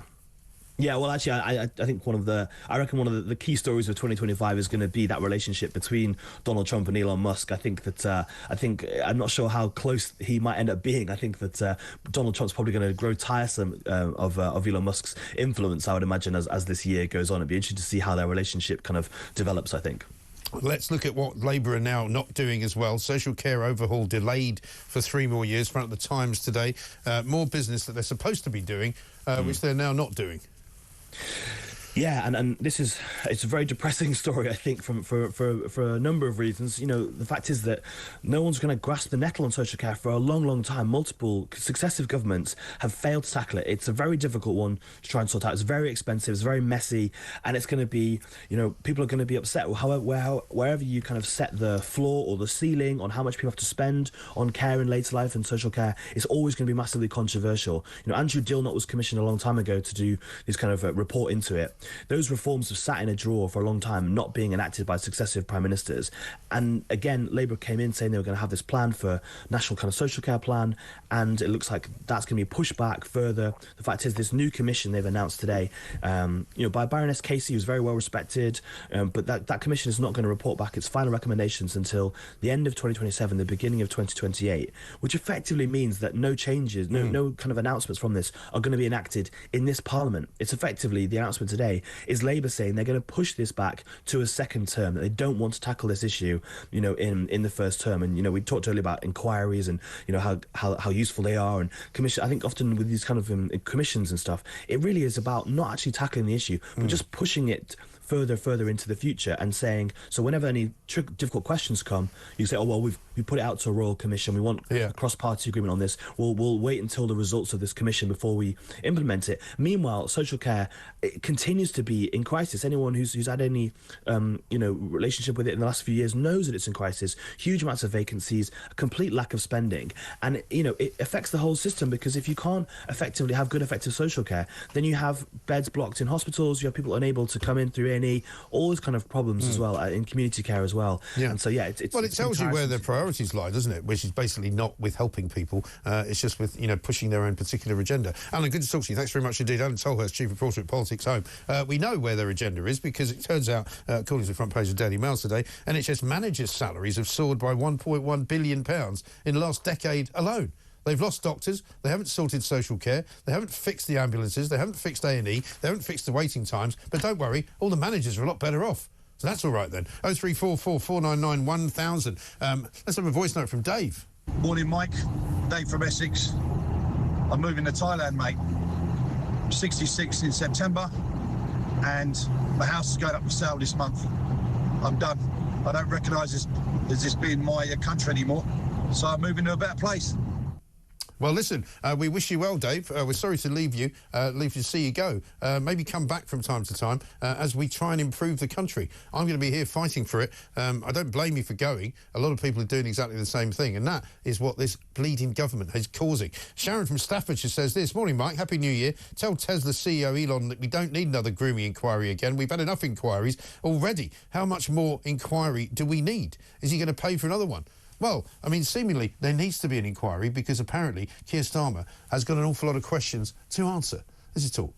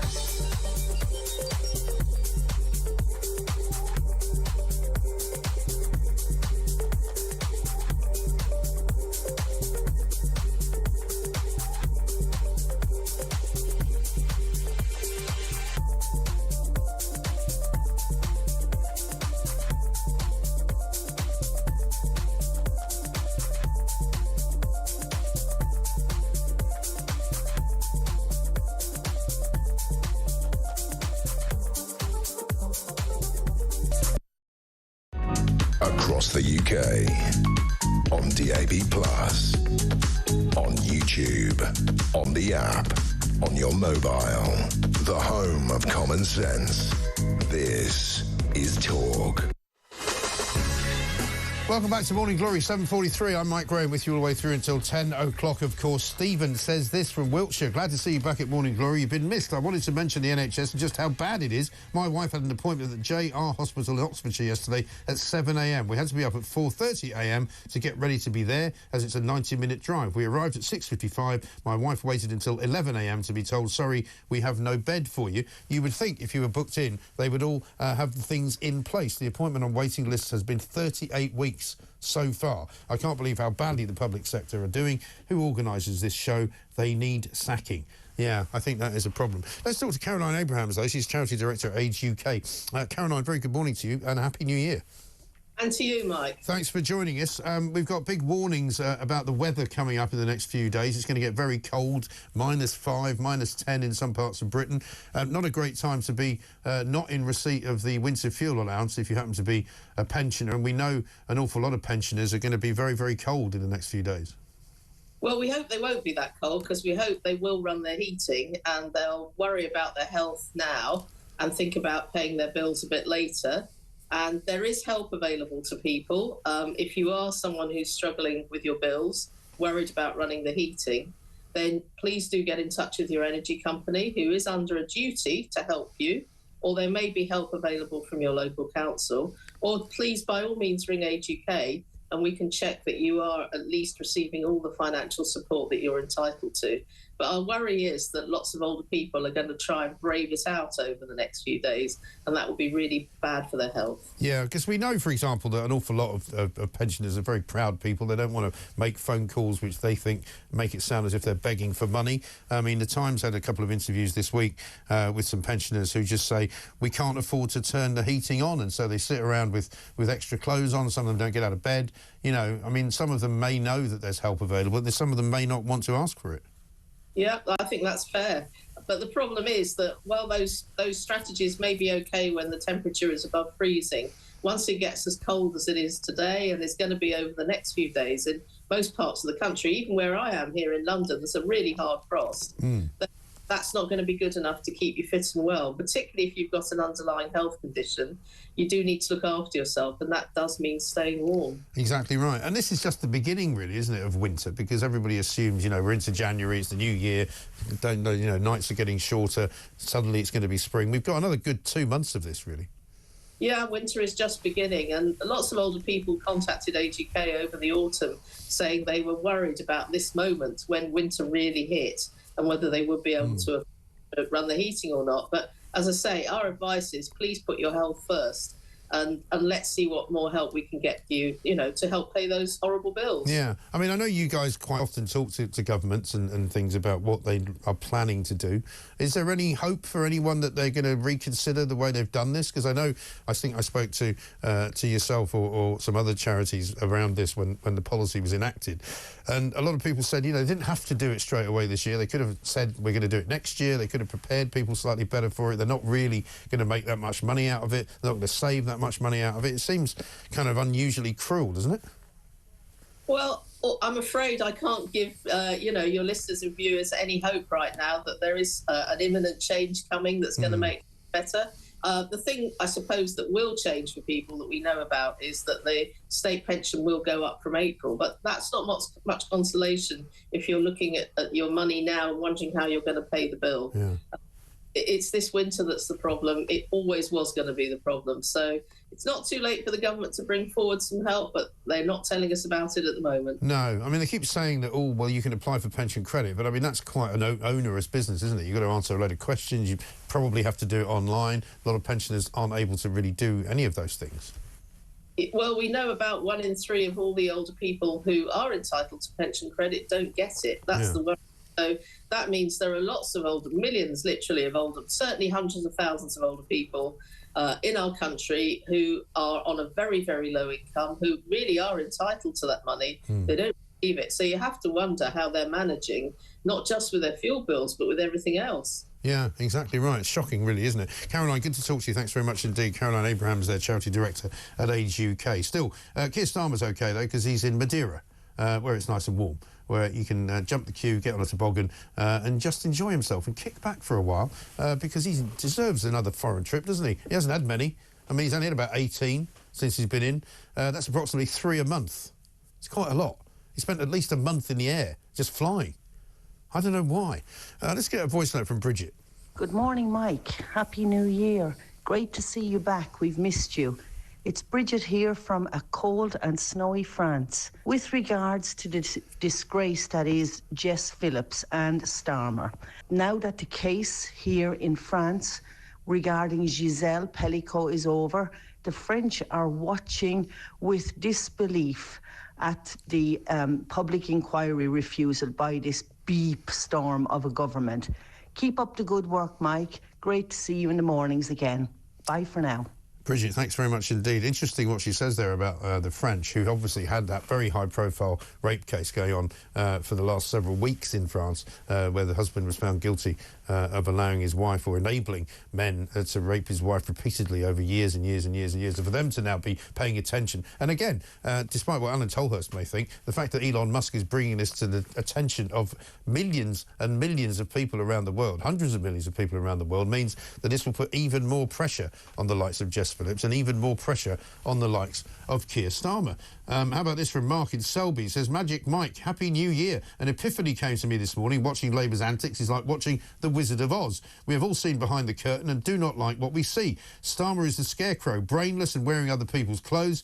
Reeves is the tin man, heartless, especially towards the old. And Jess Phillips is the cowardly lion, needing courage to face up to allowing a public inquiry into the Oldham scandal and squaring up to the Muslim bloc vote. Also, all Labour politics are fiction. I wish I could click my heels and fast forward to a reform government.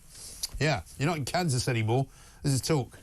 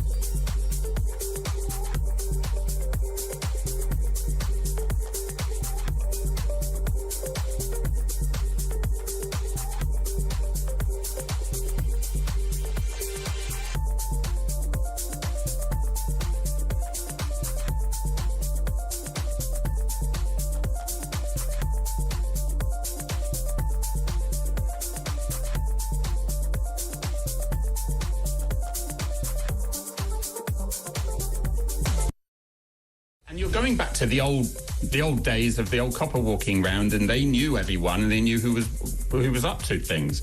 We still did that roughly in 2020. We knew who our criminals were. We knew on the briefing when somebody, when burgling Bill was coming out of prison that week, that we knew our crimes were going to go up in the burglary. So we would put emphasis on that and get him in prison as quickly as possible again.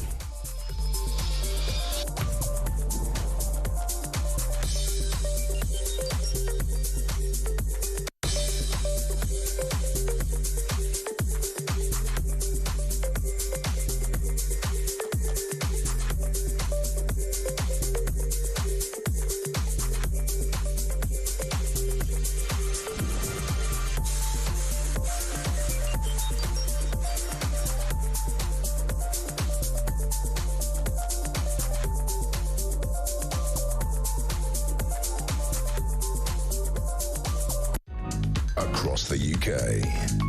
On DAB+, on YouTube, on the app, on your mobile.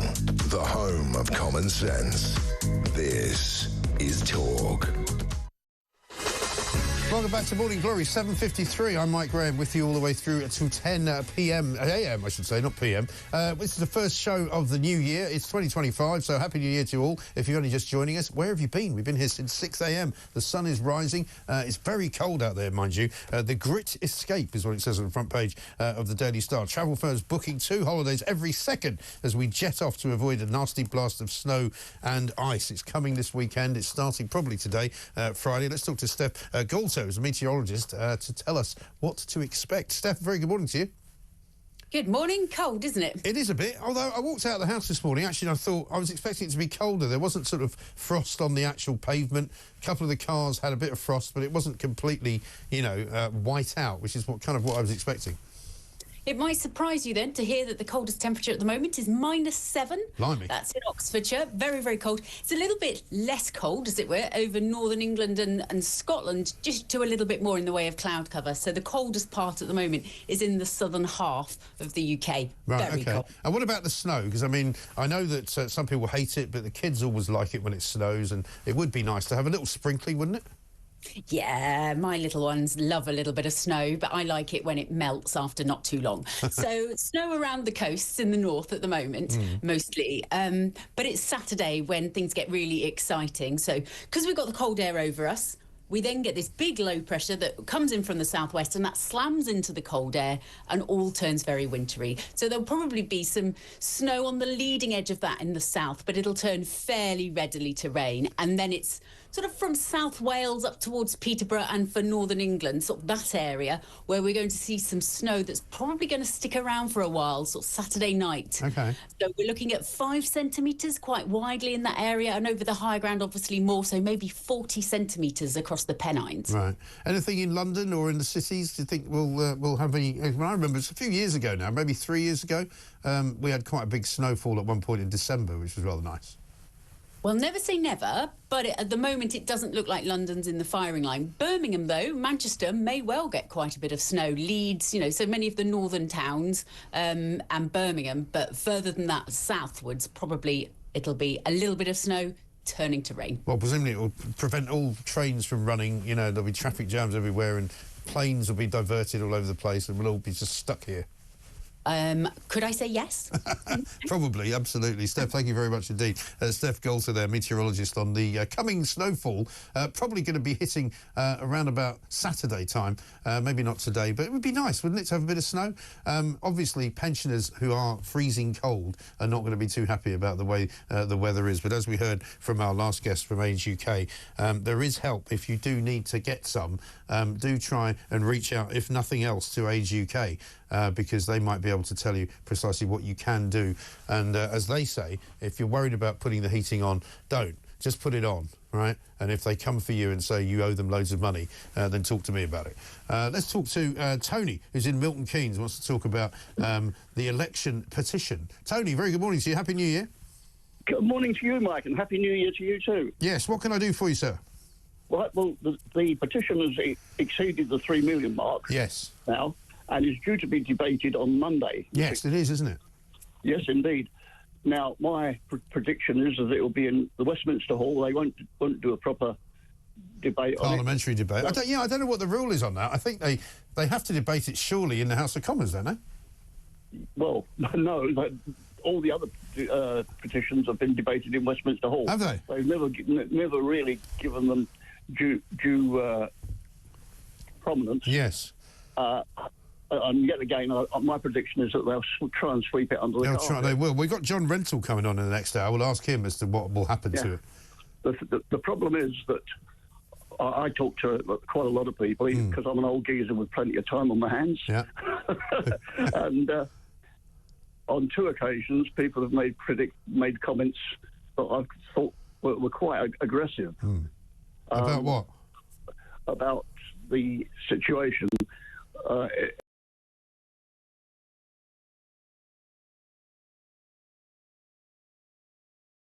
Saying that? Since it was only 2, I mean, it's not let's get serious. But then I sort of sit back and think, and I wonder how many people are thinking it rather than just saying it. Well, I don't think anybody's thinking it. I really don't think anybody's thinking it, Tony. And if you are thinking that, and you do hear anybody saying things like that, I think you should probably be very, very careful about what they do next, and you should probably advise them not to do it. Thank you very much indeed for that. Let's get a voice note from Tony. Morning, Mike. It's Tony from Nottingham. I'm an ex-copper. I think it's all part of the same thing.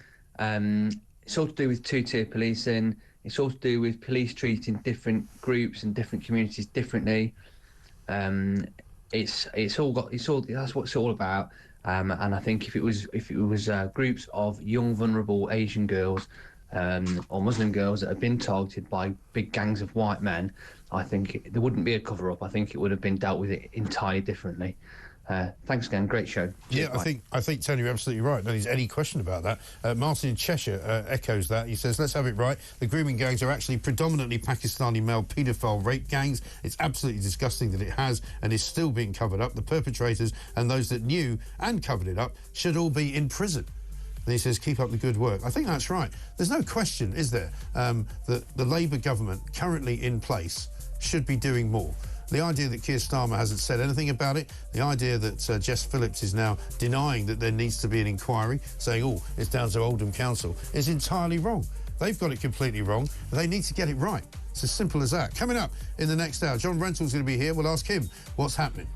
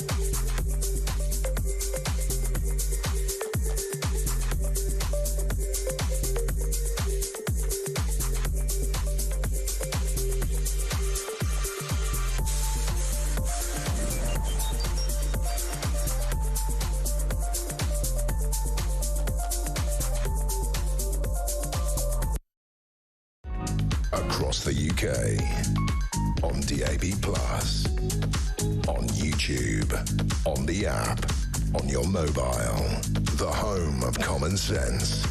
This is Talk.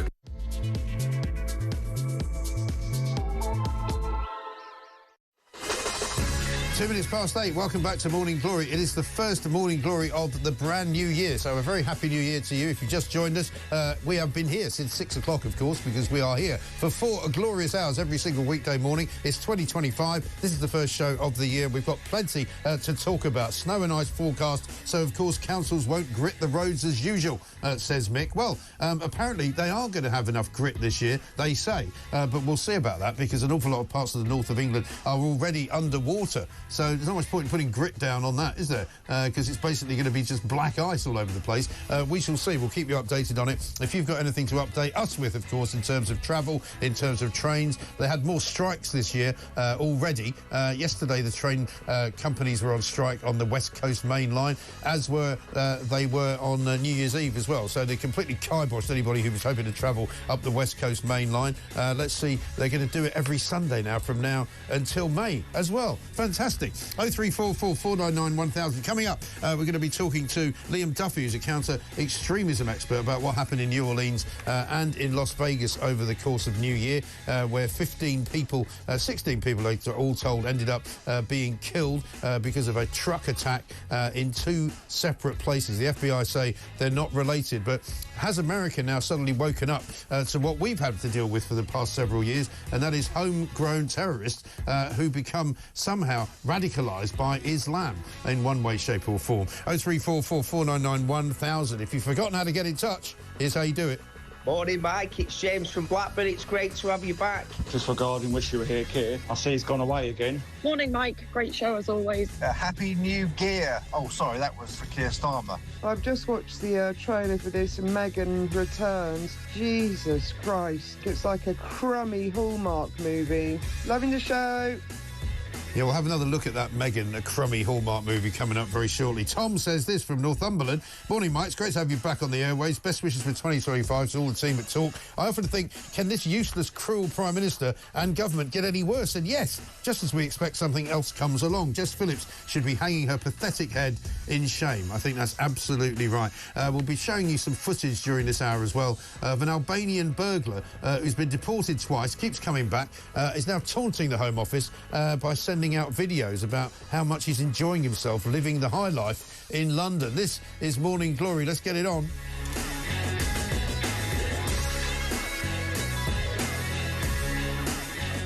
Now, just before you get yourself worked up into a lather and a frenzy about how useless this government is, let's take a little time out because you can laugh occasionally at things, and there's nothing better than a Meghan Markle Netflix series. Here's from Michelle, who says this. Morning, Mike. That trailer you've got is almost like Meghan is a parody of herself. Very bizarre and out of touch. Let's have a look. I'm going to share some little tips and tricks. I see what color I gravitate to, and everything goes from there. And how you can incorporate these practices every day. That's what you want. You want that shape and texture. Come on. This is about connecting with friends. I love that we're doing this together for the first time. Making new friends. That is so good. We're family now. And just learning. Look at how much honey we have. Do you believe in love? Deary me. I mean, it's basically a cooking show with somebody else's friends and somebody else's food. That was the exhaling of breath, or the inhaling of breath, when somebody scooped some ice cream out of an ice cream bucket into a bowl. Oh, my God. I've never seen anything like this. Really? Crikey. Let's talk to Liam. Oh, actually, before we talk to Liam Duffy, let's have a look at the latest thumbing the nose to the system in this country. There's an Albanian burglar, whose name I shall find you in a moment, who's basically taking the mickey out of the Home Office because they keep deporting him and he keeps coming back. Here he is enjoying himself on a night out recently in London.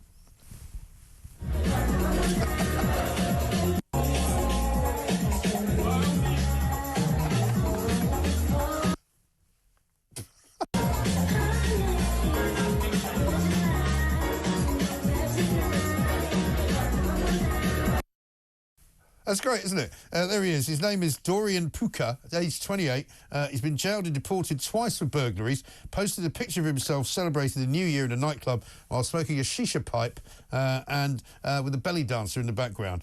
His message was, Happy New Year, everyone. I wish the best for all.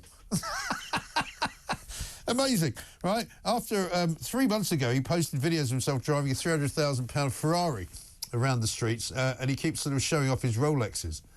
I mean, does this not tell you how useless this government is and how useless the Home Office is? Apparently, they're powerless to deport him because he's claimed asylum, and apparently he can't be removed until they've worked through the caseload, a process that could take months. So he's going to be having a great time in this nightclub with the old belly dancers and the shisha pipe for some months to come. Marvellous. Fantastic. Enjoy yourself, matey. Anything else I can do for you? Let's talk to Liam Duffy, counter-extremism expert. Liam, very good morning to you. Good morning. Thanks very much for joining us. Watching the events of the new year over in America, it struck me that, you know, they're now having to deal with what we've been dealing with here in the UK and in mainland Europe for quite a while, and that is sort of homegrown terrorism dressed up as Islam. Yeah, I think I was going to say you're exactly right in your remarks. I think maybe there's been a little bit of complacency in the US, thinking that kind of the jihadist threat is over, like, you know, the threat picture has moved on. But yeah, exactly as you say, this is a reminder that actually it hasn't, and it has still, whether it's kind of the old guard of Al-Qaeda who are kind of more loyal to bin Laden and want to attack the US for those reasons, or as looks possible in the case of New Orleans, there's kind of this cast of like outcasts, misfits and losers that ISIS is still actually able to inspire domestically. So there's kind of the two different elements of the threat there, but it still is a threat. Yeah, and is that? I mean, I've been speaking to a couple of our contacts who know the Syrian situation quite well, and there's still an awful lot of camps there which are still holding an awful lot of people who were in ISIS. I mean, I know that many people believe that ISIS is no longer a threat, but it kind of is, isn't it? Yeah, 100%. Look, I think what a big mistake people make is to attach the fortunes of the global jihadist movement too much to one group. Like, the jihadist movement was around a lot longer than, like, before ISIS's territorial caliphate was around, and it'll be around after that. And exactly as you point out, there are a lot of jihadists either in prison in European countries or kind of languishing in camps or makeshift prisons in the Middle East. You know, they're not going anywhere. And I think the big mistake is, and I just said this, that there is a kind of capacity to inspire misfits and losers. The mistake is to think that is all that is left of the movement, when actually, exactly as you point out, there is actually the kind of hardened jihadists are still alive in many cases, and what they do next and what the future holds for them is going to be a big question for Europe and the US. Yeah, so I mean, would you say that there could be an awful lot more of these people like the New Orleans perpetrator in America, do you think?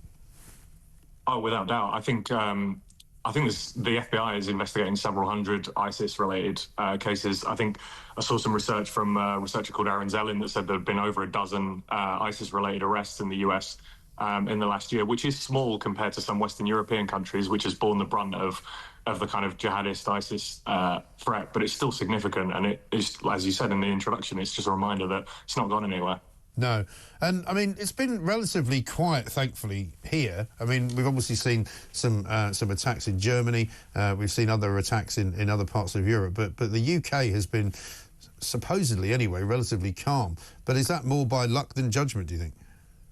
A bit of luck, a bit of judgment. I think, you know, our counter-terrorism infrastructure is doing a pretty good job. They're disrupting a lot of late-stage plots. So, yeah, I don't... the successful attacks are really just the tip of the iceberg. That's the bit that we see, right? Yeah. There's all sorts of plots, fundraising, propagandizing that goes on that, you know, still terrorism offences still indicate support for ISIS or, as I said, the global jihadist movement writ large. So, yeah, just because we're not seeing many attacks doesn't mean that the threat isn't there or there aren't Salafi jihadist supporters either in prison. Yeah, whenever I talk to security people here, they always say that actually there's an awful lot going on beneath the surface, an awful lot of plots get foiled all the time. Yeah, for sure. And look, as I said, there are a lot of the kind of wave that got convicted around the 2000s, 2010s are in prison and are coming out, right? Those guys are the more kind of hardened jihadists, the more committed jihadist ideologues than the misfits and losers that we're seeing able to be as inspired. So what they do next is going to be a massive question. Now, what do you make of the incident in Las Vegas? The FBI say they don't believe it was related to what happened in New Orleans. It seems to be that guy was more of a kind of anti-Trumper than anything else. Yeah, look, I think it's way too early to tell on that one, but I mean, we say, you know, don't believe in coincidences. It's outside Trump Hotel it's in a cyber truck. You know, it does seem a little bit too good to be true, or in terms of not being politically motivated. Yeah, exactly right. But you're satisfied that the two are not connected, though? Yeah, I don't think so. Look, they're both high visible, high profile targets where there's a lot of people. It's New Year's Day. If you are kind of a politically motivated person or somebody with a specific grievance that wants to commit some sort of violent act, you know, the US is a big place, and there are going to be lots of those kind of targets around New Year's. So, and you can't protect everything all the time, can you? That's the problem. No, of course not, and especially not when it is these kind of lower tech attacks, like a car ramming attack, and when it is an individual acting alone. Those are the ones that security services really struggle with, as opposed to, you know, when there's a group, there's a cell communicating. Any type of communication is a chance to be intercepted, right? So, they're much harder to detect. Sorry. Sure. Liam, good to talk to you. Thanks very much indeed. Liam Duffy, counter-terrorism expert there. Let's get a voice note from Steve. Hello, Mike.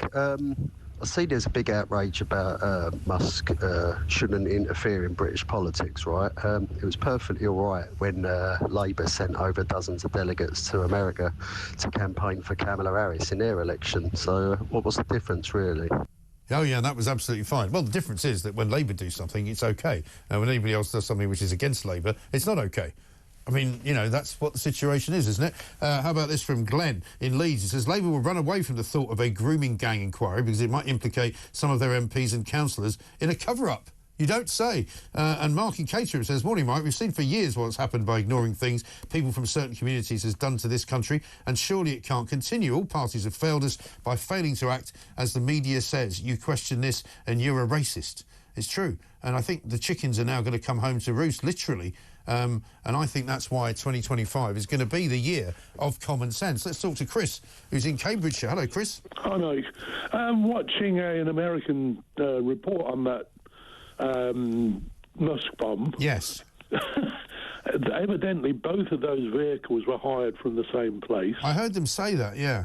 Yeah, both the drivers used to serve in the same battalion. Yeah. I think there's too many coincidences for them not to be connected. But one thing I will say, it's a fantastic advert for their wagon, isn't it? What, for the Cybertruck? Yeah. Well, Elon Musk, I think I think Elon Musk has come out and said that they're going to refurb it and it'll be back driving coming up in the next few months. They're going to basically repair it. And the other thing is as well, I wonder what on earth they starved the dog for in the advert for it to eat her pastry. Well, that's a very good one, yeah, absolutely right. God knows, what on earth is she thinking? Thanks very much indeed, Chris, there in Cambridgeshire.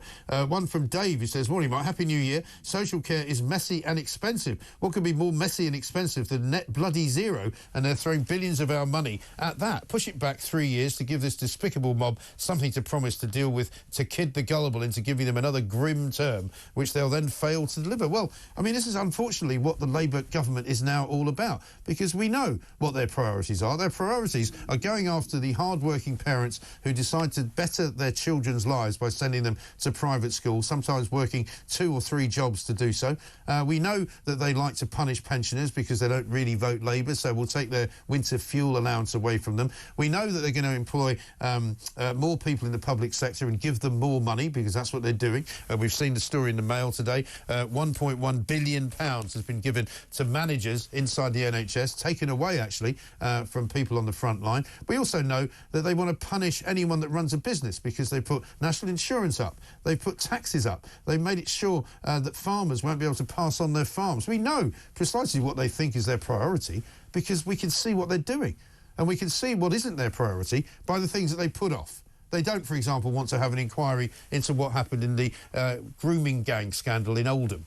They don't want to have an inquiry into what Keir Starmer did when he was head of the Crown Prosecution Service, in case it's a bit embarrassing.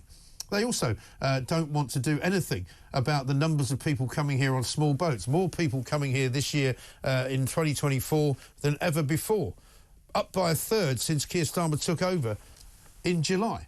So we know exactly what their priorities are, and we know what they don't want to do is actually improve the lot of people in social care. They don't want to make that better for people, because if they did, they wouldn't be putting it off for 3 years. It's really that simple, isn't it? John Brentall's coming up next. Let's see what he's got to say for himself. This is Talk.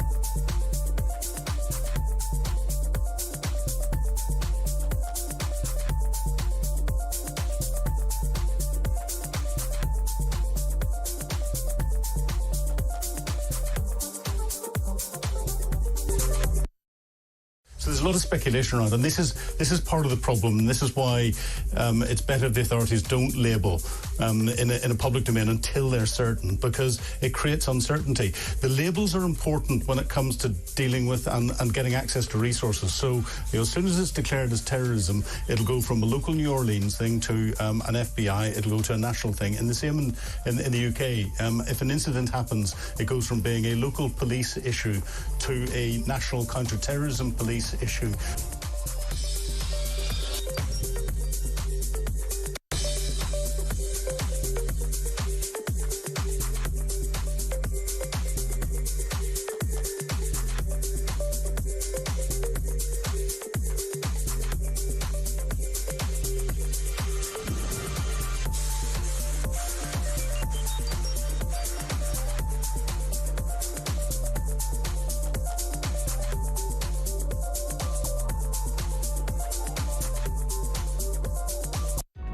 Across the UK, on DAB+, on YouTube, on the app, on your mobile, the home of common sense.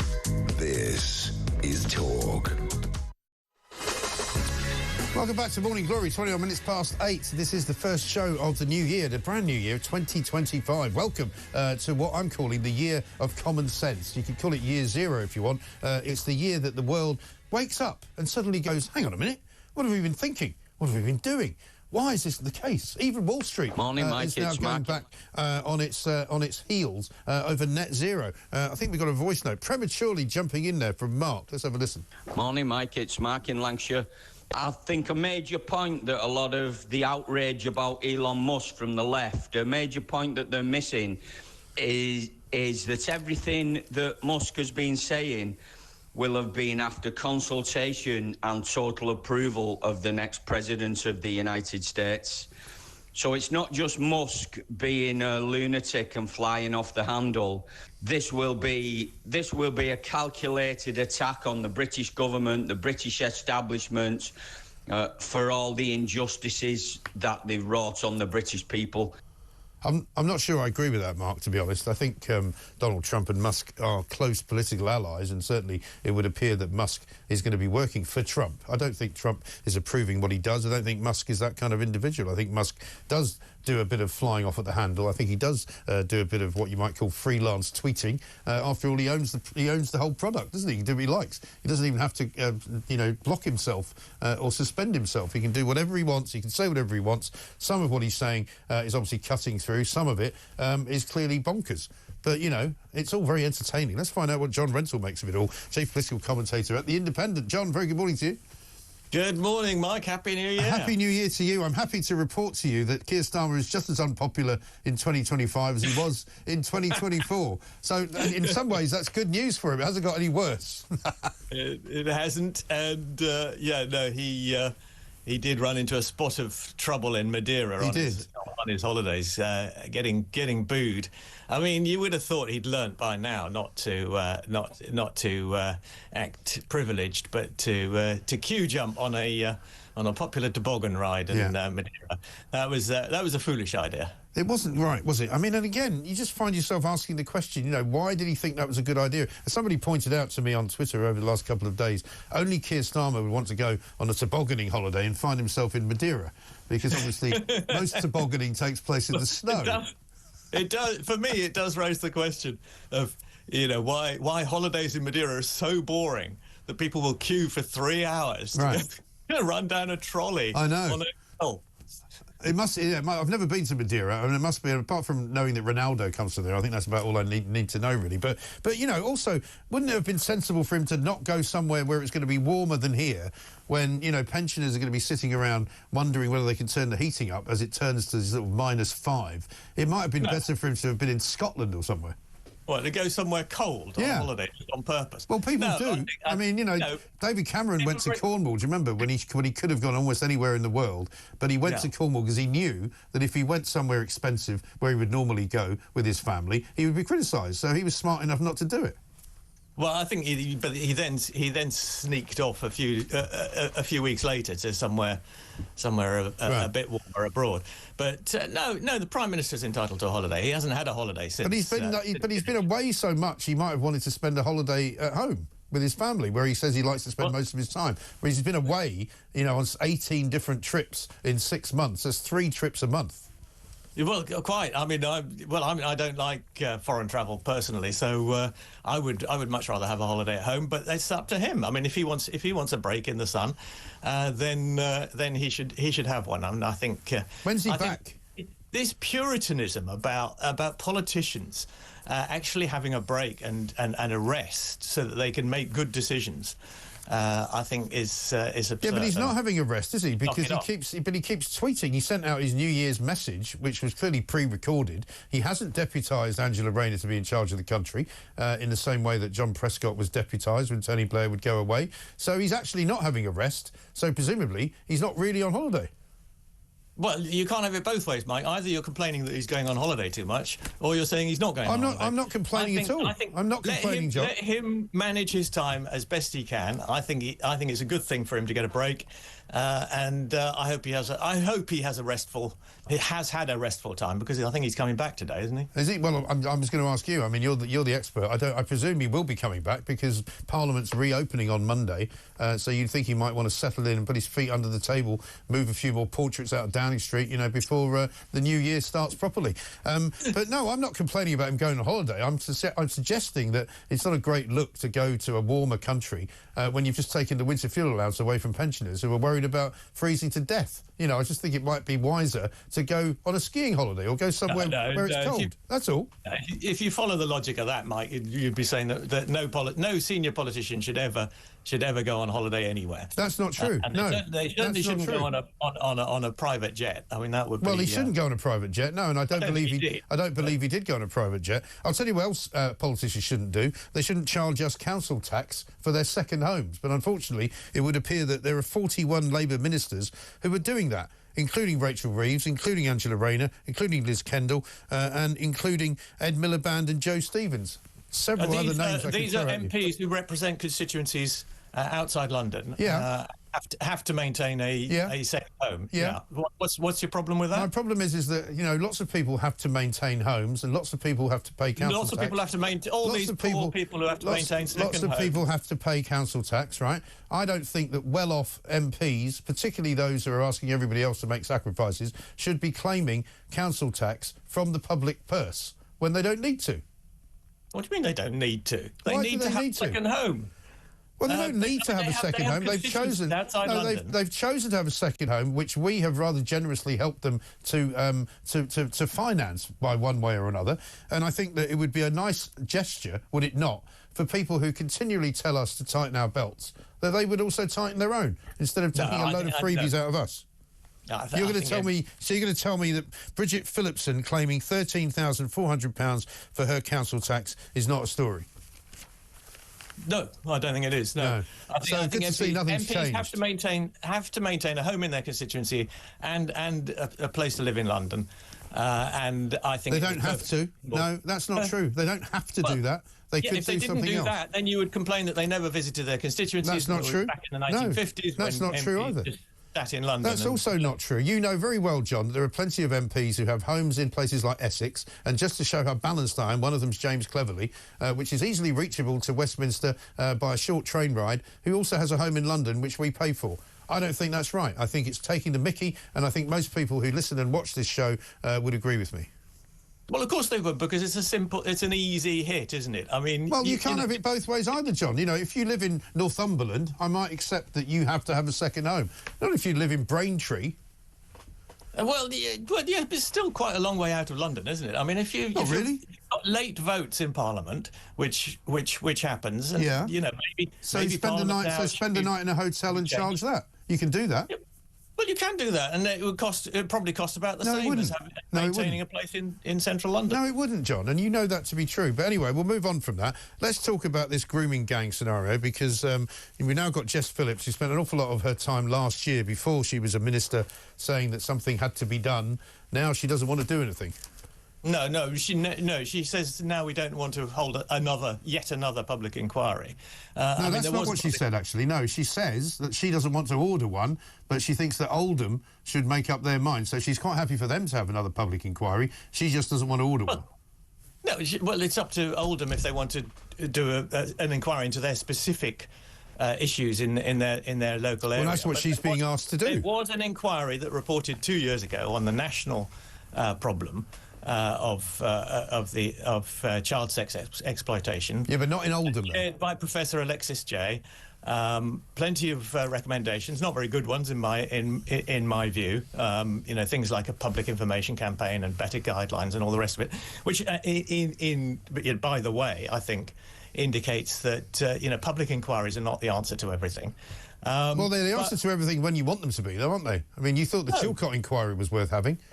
No, I didn't. No, I thought I'm generally against public inquiries. I think the inquiry into the COVID, the handling of the COVID pandemic, has been a terrible waste of money. Of course. I'm found something we agree about. Inquiries. I'm in favour of doing things. But you can have inquiries about things which are specifically able to be addressed. The COVID inquiry isn't about anything. There's no point in having an inquiry into something called COVID because you don't know what you're doing with it. However, if you're but hang on. If you're having an inquiry into something specific that happened in a specific place and was the responsibility of specific people, that's an inquiry worth having, and it can have it in Oldham. Well, yeah, the Oldham Council can have one. Well, no, you can't have the Oldham Council investigating themselves. That would be wrong. Nothing stopping them.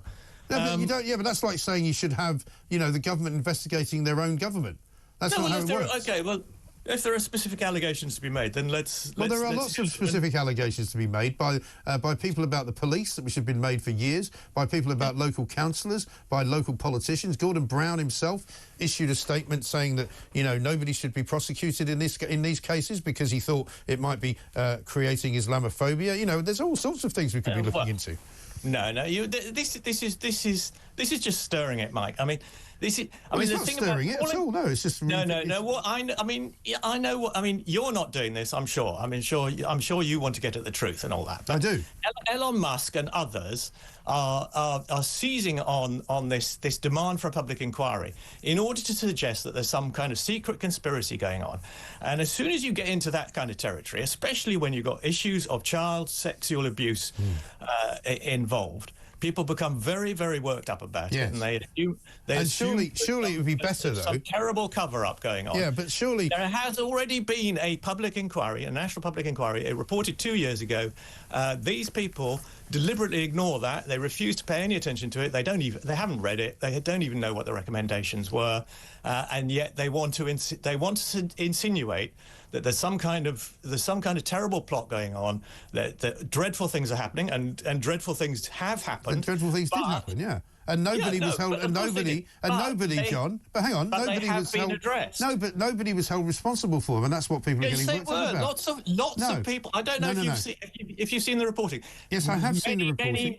You have to let me speak occasionally, John. Hundreds of people have gone to jail. Yes, they have. I'm not talking about people who were the perpetrators. I'm talking about the people who covered it up.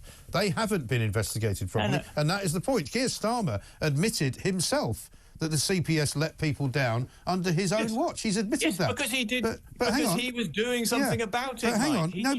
Yes, but John, the question that people. Need a public inquiry. No, but the question that people want answered is why there were no cover-ups investigated, why the councillors who were covering it up were not investigated, and why nobody... They were investigated. No, they were not. Nobody from any walk of life other than the perpetrators themselves have done any prison time whatsoever. There's been no prosecutions of police. There's been no prosecutions of people who actively obstructed the prosecution of guilty people who were later found guilty. And surely, if you want to prove that there is no cover-up going on, you make sure that there's an inquiry that proves there isn't one. This is the absolute classic conspiracy theory. No, it's not. You've got to prove the negative. No.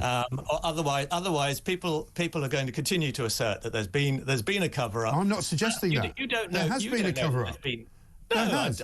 There's no question. No, John, there's no question there was a cover-up. Everybody says it, Why right? is there no question? Well, in that case, you don't need a public inquiry. Well, no, because you can have you obviously know the fact. Well, no, the point is that there are differences between knowing that there was a cover-up and knowing who was responsible. I would have thought in your case, you would want to make sure that the people responsible were the ones held responsible, as opposed to just anyone that happens to be being named by Elon Musk. No, I want to see people who are responsible for these terrible crimes being put behind bars. Right. And what about the people who covered them up? Hundreds of them have been. But what about the police who failed to prosecute or to charge anyone? Well, yeah, but these are very difficult issues, Mike. And Yeah, it's no of course use they are. simply saying, "Oh, there's been a cover-up." Well, there has point been. Is there were failings. There was a specific problem that there was a culture of not believing children when they made these allegations, because it was assumed that they were making it up. All those things have been dealt with and addressed, and they are no longer. Children are no longer regarded as unreliable witnesses in these kind of cases, and the procedures have been tightened up, and lots of people, as I say, have gone to jail, and they are still being investigated. Well, here's what Kemi Badenoch says, right? The time is long overdue for a full national inquiry into the rape gang scandal. Trials have taken place all over the country in recent years, but no one in authority has joined the dots. That's what she says. Now, are you going to call her? Are you going to call her a conspiracy? Really say Hang that? on. Are you calling her a conspiracy theorist then, John? Yes. Joining the dots is. I mean, I'm sorry. That is. She's again implying that there's some kind of mysterious. Because there was a cover up. No. This is conspiratorial thinking, and it's unhelpful. It's undemocratic. And it doesn't help get to the heart. Well, of the here's problem. what a report said in 2022. The report says that children were being abused in the most degrading and destructive ways that's the national inquiry that Kemi Badenoch is calling for. Hang on. Well, amid extensive failures by local authorities and police forces. Yes, extensive failures. Well, that's a cover-up, isn't it? That is the public inquiry that Kemi Badenoch is calling for. It happened 2 years ago. It has reported. But the point is, John, nobody has been prosecuted as a result of those extensive failures.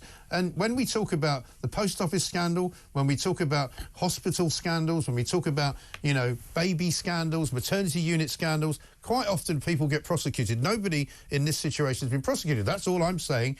That means there's been a cover-up. No, it does not. It may mean that. Well, why do you think nobody's been prosecuted? Why do you think nobody's been prosecuted then? Well, because I don't think these are necessarily prosecutable failures. These are failures of systems, failures of assumptions over the years. So you're just assuming everything's fine then? So you're just assuming that? Of course everything's not fine, and these are very serious. Well, don't you think there should be an inquiry to discover why they're not fine? Well, because there has been an inquiry, Mike. It reported 2 years ago, and people. But nothing happened, though. Deliberately ignoring its findings. But nothing happened. Well, this is the problem with public inquiries, isn't it? I mean, sometimes these issues. So, on the one hand, you don't think we should have public inquiries, but on the other hand, in this case, we shouldn't have one because we've already had one, even though nothing actually came of it. I'm not generally in favour of public inquiries. I'm in favour of people dealing with problems as Keir Starmer dealt with problems when he was at the CPS, when he was Director of Public Prosecutions. He changed the way it worked. They went back and actually looked at some cases where they'd failed to prosecute in the past. They changed. They still haven't. Nobody's been. More people went to jail. But people went to jail who were group members of the gangs. People didn't go. Yeah, that's what we want to see. Yes, we do, but we also want to see that the reason which allowed that to happen also being prosecuted as well. And, the year after your report came out in 2022, a report on child sexual exploitation in Rotherham found there was a perceived message from council leaders to downplay the ethnicity of those attackers, right? Now, that to me seems worthy of a proper inquiry and some proper charges. Surely. No, that was a proper inquiry. Well, why charges for downplaying ethnicity? Yeah, I think that's a bad thing. Well, hang on. Shouldn't have happened. I don't think that anybody who does anything that slightly falls short of the best standards in public life should go to jail. I think the people who should go to jail are people who commit these terrible crimes. Yeah, but by virtue of protecting those people who didn't go to jail I don't think they were time, protected. No, yes, they were. You're getting into the different sort of language. They were. No, they were not protected. Yes, they were. They were not prosecuted for a very long time. Failed to act. No, a lot of the police failed to act on information. So you don't think that's a problem? That's not protection. So you don't think that's protection? You don't think that's a problem? No. Of course it's a problem, and it's been dealt with. No, it hasn't. Or it is being dealt with. I mean, it hasn't been dealt with perfectly. No, it hasn't been dealt with. That's the problem. But the answer to that is not to have another public inquiry. It is to get on with sorting out the problems. So what do you think should happen now then, after the inquiry's results came out in 2022? Because clearly nothing's happened. It's now 3 years later. Nobody's done anything. What do you mean nothing's happened? Lots of people are still going to jail, being prosecuted. Yes, these cases are being you're investigated. missing my point, John. I think all that should be I think you're deliberately missing my point. I'm not arguing about the perpetrators. I'm arguing about those who covered up for them. Well, I don't believe that they did. So, so according I don't think that's a problem for me. I think you have to. Well, no. If a report says, and I would prefer your solutions not to be just to call for a public inquiry, because that is just wishful. I would not ask for a public inquiry if the first public inquiry had any effect. But the reason why you need another one is because the last one had no effect. If council leaders are downplaying the guilt of individuals because of their ethnicity, then that, to me, is obstruction of justice. Hang on, it's obstruction of justice, and it's also tantamount to aiding and abetting a crime. That's what I would call it. No, I don't think that's happening anymore. So no, it's not happening anymore, but nobody has gone to prison for it, is my point. Well, I don't think people should go to prison. So for aiding and abetting crime, you shouldn't go to prison. For obstruction of justice, you shouldn't go to prison. Well, of course you should, in serious cases, yes. Well, this is a serious case, isn't it? Well, no, produce some evidence of a specific case. There's a report that says it. Yeah, no, the specific cases we need. Well, I can bring you that if you want. We haven't got time to do it right here. No, John, quite. You know, I'm afraid in this case, saying it's not a story isn't going to wash. I'm not saying it's not a story. It's a very thank God for that. It's a very serious problem, and I'm glad that the CPS tightened up its procedures and went back and reinvestigated some of these cases, and that more people went to jail for these terrible crimes. Well, more people have gone to jail, but there's still not enough of them, and there's still yet more people that should go to jail. But John, listen, we'll have to leave it there. Thank you very much indeed. John Rentoul, at least he's conceded it is a story. So we've made some progress. It's 2025. You know, I told you, the year of common sense is coming. My pleasure, you can feel it. You can feel it. This is Talk.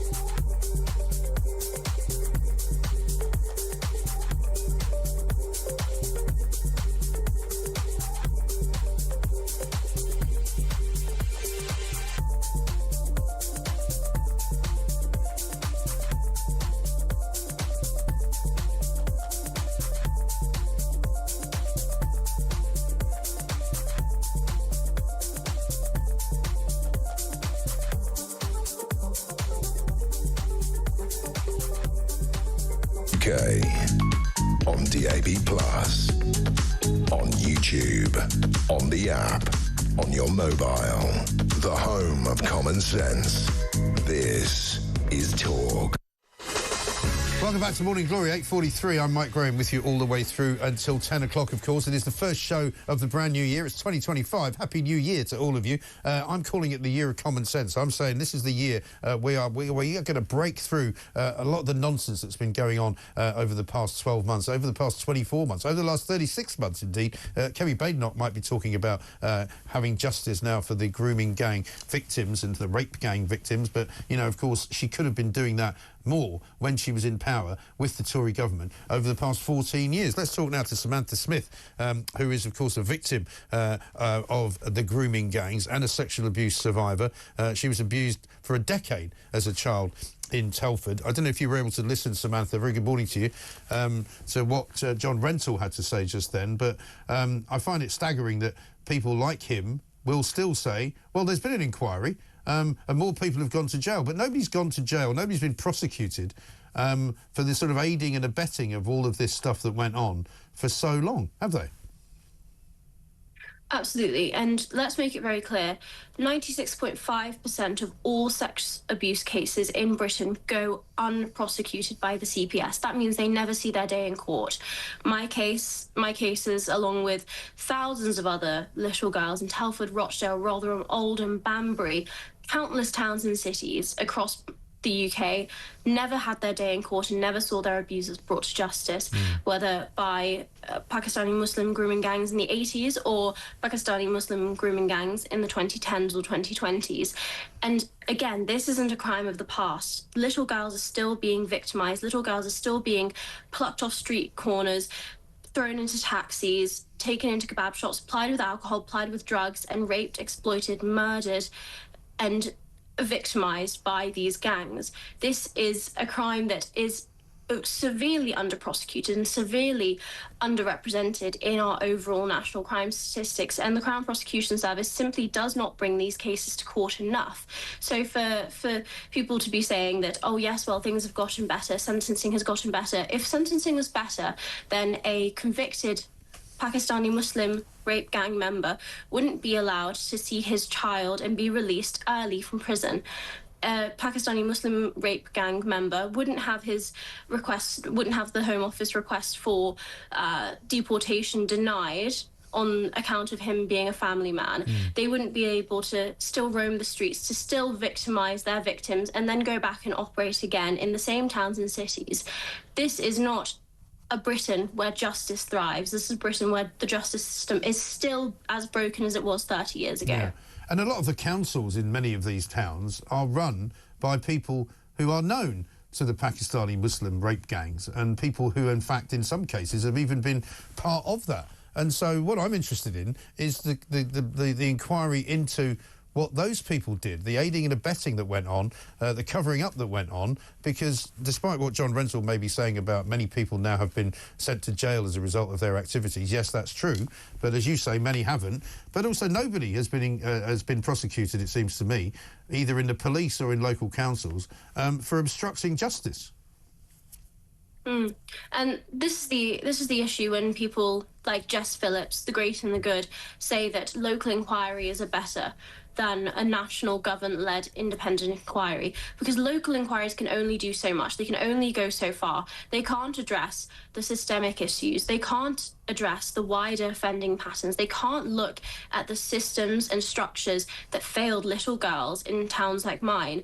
Oldham isn't the first to be denied a government-led national inquiry. Telford and Rotherham and Rochdale and Oldham were all denied their own inquiries by the previous Tory government. So again, this isn't a solely Labour issue, and the Tories need to buck up and admit their own failings in this area during the 14 years that they were in government, because they had plenty of chances to do it. But this is the problem. When those in power, those who went unchecked for years, are now the ones that are investigating and marking their own homework on the failings that they committed in areas like Telford, you know, when it is the same councillors, the same children's safeguarding leads, the same council leaders, the same MPs now who are allowed to oversee the implementation of recommendations for failings that they were responsible for. Where is the justice in that? How is there going to be any real change when the very people that are meant to be implementing the change are the ones who are protecting themselves and who continue to protect themselves to this day? Do you think Jess Phillips is frightened of what reaction she might get from her voters and her largely Muslim voting base in her constituency? I think there is clearly a political motivation behind many of the actions that Labour take. You know, let's make no mistake about it. And I don't want to to obviously make that leap. I think that it is something that, as the safeguarding minister, she ought to be taking far more decisive action on, and the hypocrisy of her previous statements and her assurances to victims and saying that she's going to protect victims of sexual abuse and posturing herself as this champion for women and girls while turning her back on little girls who have been raped by Pakistani Muslim grooming gangs. It is no secret that those in power, police, social services, government, local councils, teachers, etc., turn their backs on victims of child sexual exploitation due to race tensions. It was said in the Telford report, the independent inquiry into child sexual exploitation Telford, that, for example, police failed in their most basic duty to protect girls against Pakistani Muslim rape gangs, and that this was due to, quote-unquote, nervousness about race, aka those in power didn't prosecute perpetrators. They didn't go after the Pakistani Muslim men responsible for raping little girls up and down our country because they were scared that they were going to get called racist. And it doesn't surprise me that the Labour Party, with a very large Muslim voting base, a very large Pakistani, British voting base, are refusing to, for example, back policies to ban first cousin marriage, to refuse to address directly the issue of inbreeding in the Pakistani British community, to refuse a government-led inquiry into CSE in their area. It is just symptomatic of a problem that has been highlighted across all of the independent inquiries. And that's why when you begin to connect the dots, you see the pattern that Labour-led areas and the Labour-led government are trying to hide, the pattern of complicity and silence and quite frankly, failure. Exactly right. And when you see that we now have a House of Commons with people in it who are representative of some of those areas, one particular individual, you might remember, who got up to defend first cousins marrying each other in his community and said it was quite often a way of stabilising their lives.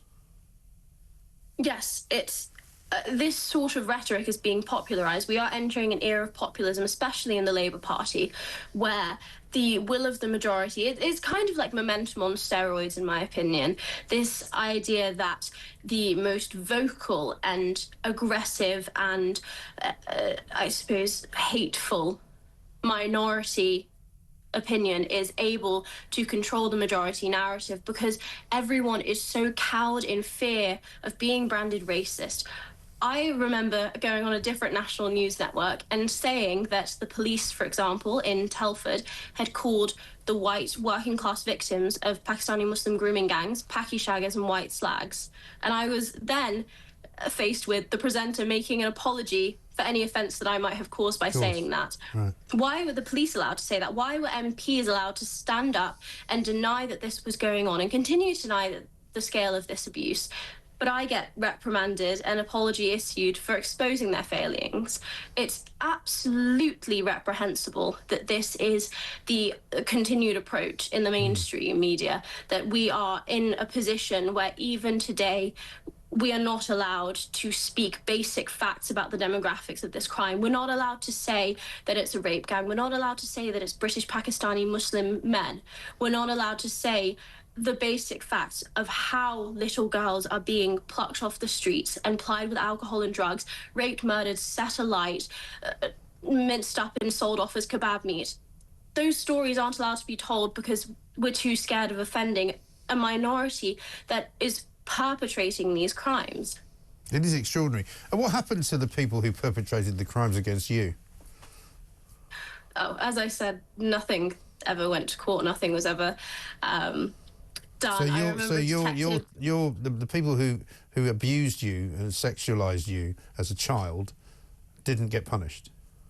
No, of course not. I remember a detective saying to me that she did have a chat with one of them, a very stern word, and that she believed that it happened, but the Crown Prosecution Service, as is the case with countless girls who have been victims of child sexual abuse or exploitation, it was just said that it happened too long ago, you took too long to come forward, there's not enough evidence, it's basically your word against theirs, and there's an unrealistic prospect of conviction. And yet they would go to the ends of the earth to prosecute a white-collar financial crime. The problem isn't with the severity of the crime. Police, of course. Exactly. It's the class of the victims. Yeah, shocking. Well, Samantha, listen, I really appreciate you coming on. We won't ask you to apologise. There's no need.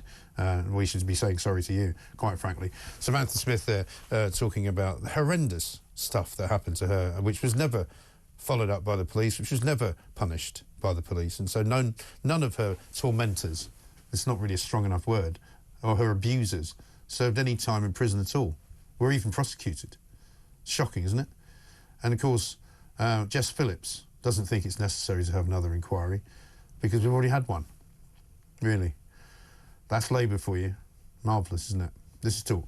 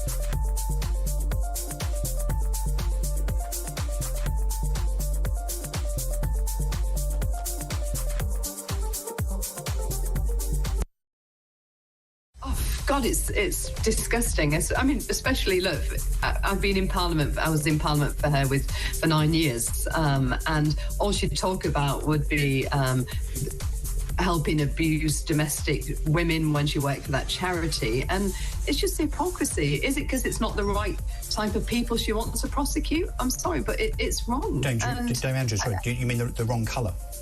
Yeah, absolutely. The wrong race, definitely. And that's wrong.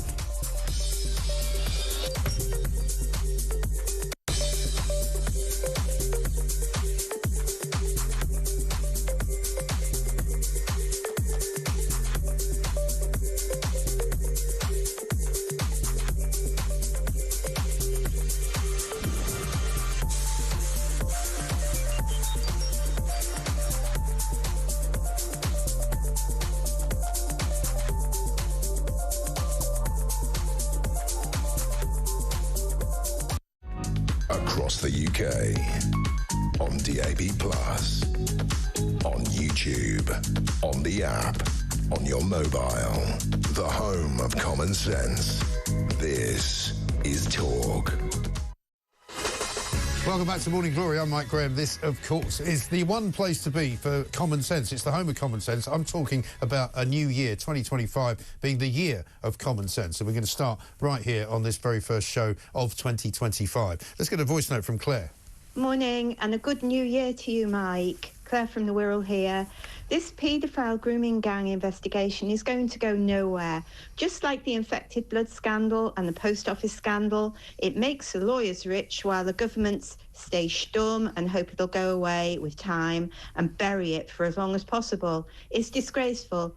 And the abuse and rape is multiplying year upon year on our innocent children. And the police farce, just look away. Yeah, the police force and the police farce indeed do just look away, and they have looked away for years. And the idea that somehow, therefore, Jess Phillips doesn't seem to think there's any point in doing anything about that is nonsensical. This from John in Wolves says this, Mike, now the Santa tracker is in use for the next 11 months, can we amend it to the Starmer tracker as you spend so much time abroad? Happy New Year. Do you know what? I'm going to order that. I'm going to order us, maybe I'll talk to the head of graphics. We'll get a Starmer tracker set up so we can just literally track him everywhere he goes. Right now he's in Madeira. Apparently he's coming back today. Whoopee. Yay! 5, 4, 3, you know the rest.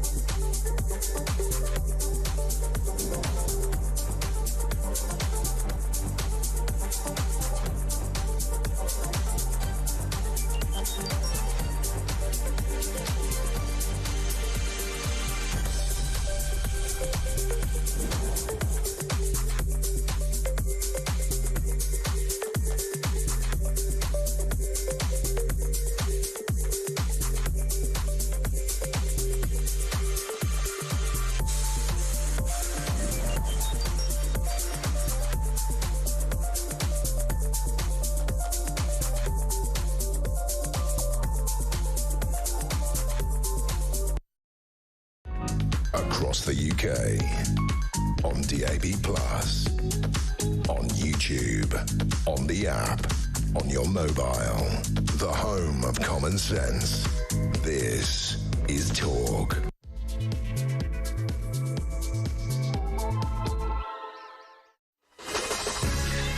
Welcome back to Morning Glory, 2 minutes past 9. It's the first show of the brand new year. It's 2025, and a very happy new year to all of you. If you just joined us, we've been here since 6 a.m. because we've got 4, and count them, glorious hours of Morning Glory for you every single weekday morning. And I'm back, ladies and gentlemen, and I'll be back all of next week, Monday, Tuesday, Wednesday, Thursday, Friday. We're told Keir Starmer may be back later on today. He's been in Madeira, of course, enjoying himself on holiday. A lot of people not quite sure why he's on holiday because he doesn't seem to have really got down to the fact that he deserves a holiday yet. Surely he's got lots of things to fix in the UK, and quite frankly, going off to a place which is a bit warmer than it is here is not really looking too good for him, considering the fact that there are now pensioners who are too scared to put the heating on since they've had their winter fuel allowance taken away by this rather cruel government. 0344 499 1000. We'll take loads more of your messages, and of course, if you've forgotten how to do it, here's a reminder. Morning, Mike. It's James from Blackburn. It's great to have you back. Just regarding wish you were here, Keir. I see he's gone away again. Morning, Mike. Great show as always. Happy New Gear. Oh, sorry, that was for Keir Starmer. I've just watched the trailer for this and Meghan returns. Jesus Christ. It's like a crummy Hallmark movie. Loving the show. It really is. We will show it again, the crummy Hallmark movie. I think we've got Angela Levin coming on in this hour as well. Mike says, Susan, with regard to Starmer's much-needed holiday, I've been able to afford a family holiday for 24 years. I work full-time plus a 7-day-a-week cleaning job just to make ends meet. Well, I think a lot of people will be saying, I can't actually afford to go away on holiday this year. I don't regret saying about to John Rentoul that Keir Starmer shouldn't have a holiday. It's not that he shouldn't have one, but he should think more carefully, should he not, about what he does when he is on holiday, like jumping the queue, for example, to get on a toboggan. Probably not the best look. 0344 499 1000. We'll also be talking in this hour about the story on the front page of The Sun this morning. The killer dad of 10-year-old Sarah Sharif has had his throat slashed in prison with the jagged lid of a tuna tin. 2 inmates ambushed Irfan Sharif in his cell at HMP Belmarsh in South London over the weekend. We'll bring you more on that as we get it. And, of course, we'll be talking some more about the return of Nick Clegg. He's leaving Meta. Please don't let him come back here. Please, no. No! This is Talk.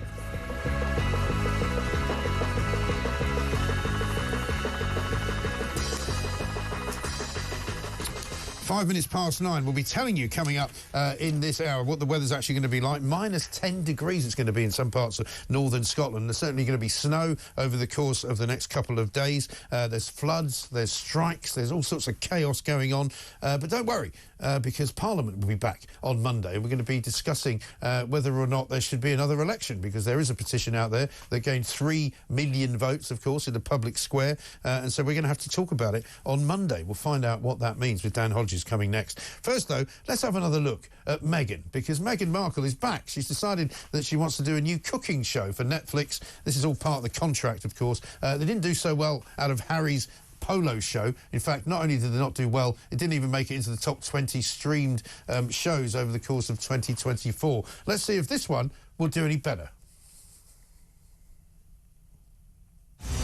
I'm going to share some little tips and tricks. I see what color I gravitate to, and everything goes from there. And how you can incorporate these practices every day. That's what you want. You want that shape and texture. Come on. This is about connecting with friends. I love that we're doing this together for the first time. Making new friends. That is so good. We're family now. I'm just learning. Look at how much honey we have. Do you believe in magic? Do you believe in magic? Do you believe in anything? Do you believe in royalty or the royal family? I mean, goodness gracious me. Anyway, very good morning to you, Mr. Dan Hodges. Happy New Year to you, sir. And to you. Good morning. I mean, there's a lot that we could complain about, but I mean, you've got to give Meghan Markle some credit for cheering us all up there, because you've got nothing to do but laugh at that, really, haven't you? Yeah, the thing I don't understand about Meghan Markle with these constant attempts to reinvent herself with these reality TV shows, I mean, I remember, you know, I got into Suits a while back. Yeah. I actually thought she was, you know, half decent in it. I thought she was a half decent actress. Yeah. I don't know why she doesn't do that. I know. I presume it's beneath her now, isn't it? Well, that must, I mean, that's the only explanation, because, I mean, surely if she put herself forward for various just straightforward acting roles, she snapped up, wouldn't she? You would have thought so, but I mean, maybe be far less demeaning than this, what she's putting. Yeah.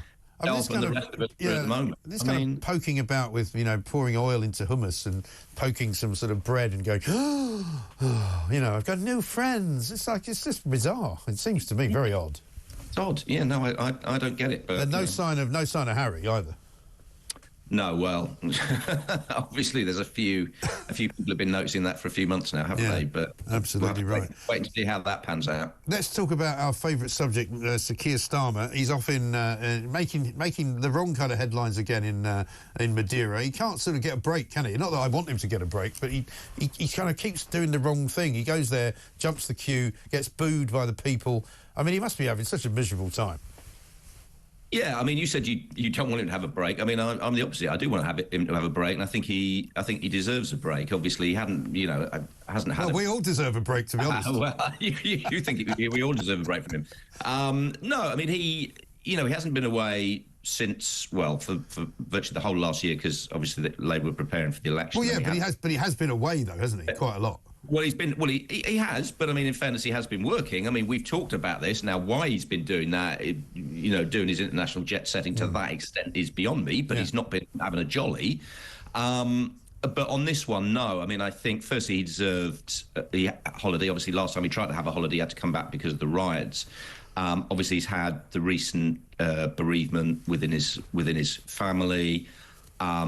I think this stuff about him jumping the queue, I'm sorry. I mean, every single world leader who ever goes on some sort of holiday has some form of VIP treatment. Obviously, security is always a consideration. Yeah, but it's a toboggan, crappy ride in Madeira. I mean, it's not like he's getting a great kind of, he's not getting free Taylor Swift tickets or something. It's one of these, people are queuing up for a long time. It's probably not that great. Why is he even bothering? Well, you'd have to ask him. I mean, maybe he's a fan of tobogganing. I've got no idea. I mean, somebody did say... It wouldn't be something I was in. Although I have seen some people saying, some people who've done it who I know have said, oh, no, it's great. I mean, didn't seem that great to me. Yeah. Last time I saw something like that, I think it was in Gran Canaria, and at the end of it, there was a bloke trying to sell you a timeshare, and that's kind of how it works. But I mean, somebody said... Picking up a cheap timeshare, maybe that's... Somebody said to me, only Keir Starmer would go somewhere for a tobogganing holiday and end up in Madeira, because tobogganing, generally speaking, is on snow, isn't it? Yeah. Well, anyway, so long as, as I said, so long as he managed to switch off for a week or so and have a bit of a... But he's coming back to some more problems, isn't he? Because, I mean, I had a very long conversation about grooming gangs with John Rentoul, so I don't particularly want to retread that. But that is a problem for him, and Elon Musk is a problem for him, even though, not all of what Elon Musk says is obviously going to be, provable or true even. But nevertheless, the sort of the noise around it all is quite bad. And now we've got on the front of the Times shoving the social care plan back another 3 years, which is also not great. And a lot of people within his own party, and you've written about this, not very happy with him. Yeah, no, I mean, I wrote about it before. Just the last thing I wrote just before Christmas was that people are now seriously having discussions about if Labour's fortunes don't improve, if the government's performance doesn't improve, and most importantly, if Keir Starmer's personal performance, doesn't improve, then they are now starting to think the unthinkable, and they are now starting to think we may have to make a change a lot sooner than we thought we'd have to.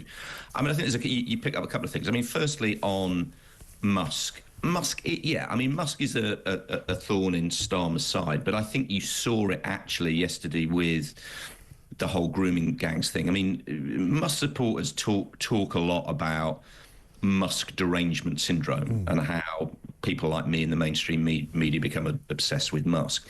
It's quite clear now that for reasons I don't quite understand, Elon Musk is suffering from Starmer derangement syndrome. I mean, we're getting this every week now. He's coming up and attacking Starmer in these ludicrous ways. I mean, you don't want to get into this. He said he didn't want to get into the detail about the grooming scandal, but I mean, there is an absolute scandal there.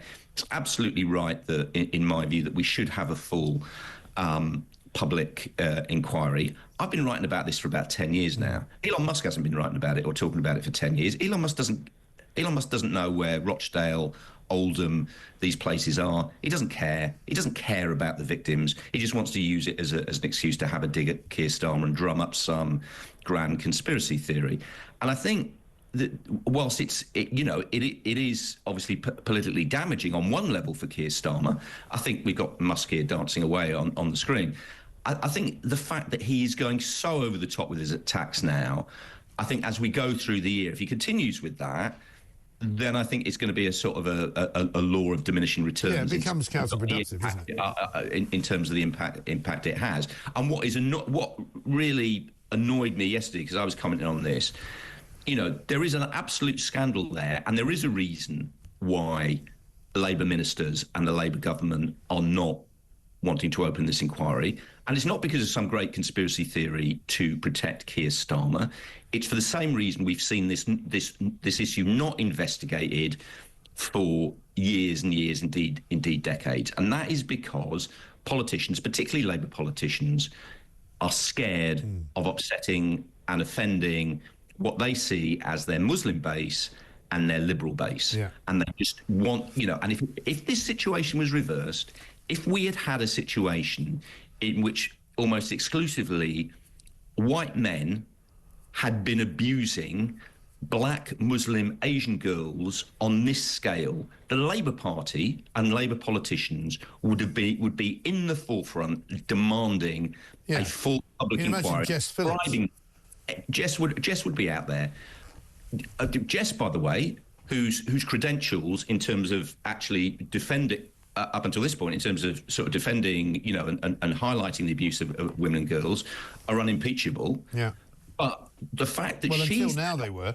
Until now, exactly. And the fact that she's now drawing back, again, is because of the simple politics of the situation. We've just had a general election in which Jess Phillips herself, her majority was slashed because Labour started to lose the votes of significant sections of the Muslim population. That's what's at the heart of this. Race issue, not some great conspiracy theory about protecting Keir Starmer. And people like Musk, who do not understand these issues, have never had any interest in them, would do us all a great service if they just either shut up about it or at least went away, did some basic reading, got the basic fact, and then used his platform to actually highlight what is a genuine scandal in a proper way, because this does need to be addressed now. Yeah. No, I agree. I agree with you. Listen, I think it puts pressure on Starmer up to a point, but if he continues in the vein that he is in, then it will, as I say, as you said, become counterproductive. But I think also it's right to include Starmer in that whole kind of view of the world that Labour has about why they don't want to prosecute, why they don't want to investigate, why they'd rather not actually go there because it might be counterproductive for their supporters and all of that. And I think Gordon Brown fed into it as well, didn't he? So, I mean, you've got this whole kind of background of people being frightened of being accused of being racist, therefore allowing crimes to be continually carried out. I think that's absolutely right. I think you've put your finger on it. This is exactly where the focus needs to be, and where people like Keir Starmer, and in fact almost all Labour politicians, need to be held to account. In fact, politicians across the board, because let's not forget, the Tories had 14 years. The Tories weren't any better. Specifically were asked to hold an inquiry in Oldham, specifically refused themselves. We hear a lot, I bang on about it quite right, about the evils of racism and evils of institutional racism. What this is almost exactly the same, but in reverse. Yeah. And we've seen it. It's almost like the victims are being penalised again. The reason they were abused over such a horrific period was because of this inverse racism and this fear that if this issue was tackled, the people tackling it would be accused of racism. And now they're being denied the inquiry they deserve for exactly the same reason. And this is the other thing about Labour and Labour politicians on this. Again, they bang on all the time about racism, right, and racial crimes, and rightly. These were racial offences. These girls were targeted because they were white. There's no doubt about that. No. The individual inquiries we've had have made very, very clear that if you remember, one of the first politicians to actually start to highlight this, going way back, was Jack Straw, who stood up and said a lot of Asian men, a lot of Muslim men, see these girls as what he could describe as white meat, as easy meat. And he got absolutely attacked, absolutely slated for saying that, but he was absolutely right. So the racial component for this is running all the way through it. That is what's at the heart of this, not some mad Muskian conspiracy theory. And that's why we do actually need a proper inquiry, so we can actually finally, shine a light on this, because this is one of, if not the biggest criminal scandals in and it won't, and it won't sort of work if Keir Starmer just continues to ignore it, and Jess Phillips continues to ignore it, and they hope that it all goes away, because it's not going away this time. It's not going to go away. It's never gone away. They've got to get out ahead of this now. This saga is going to run and run and run and run and run.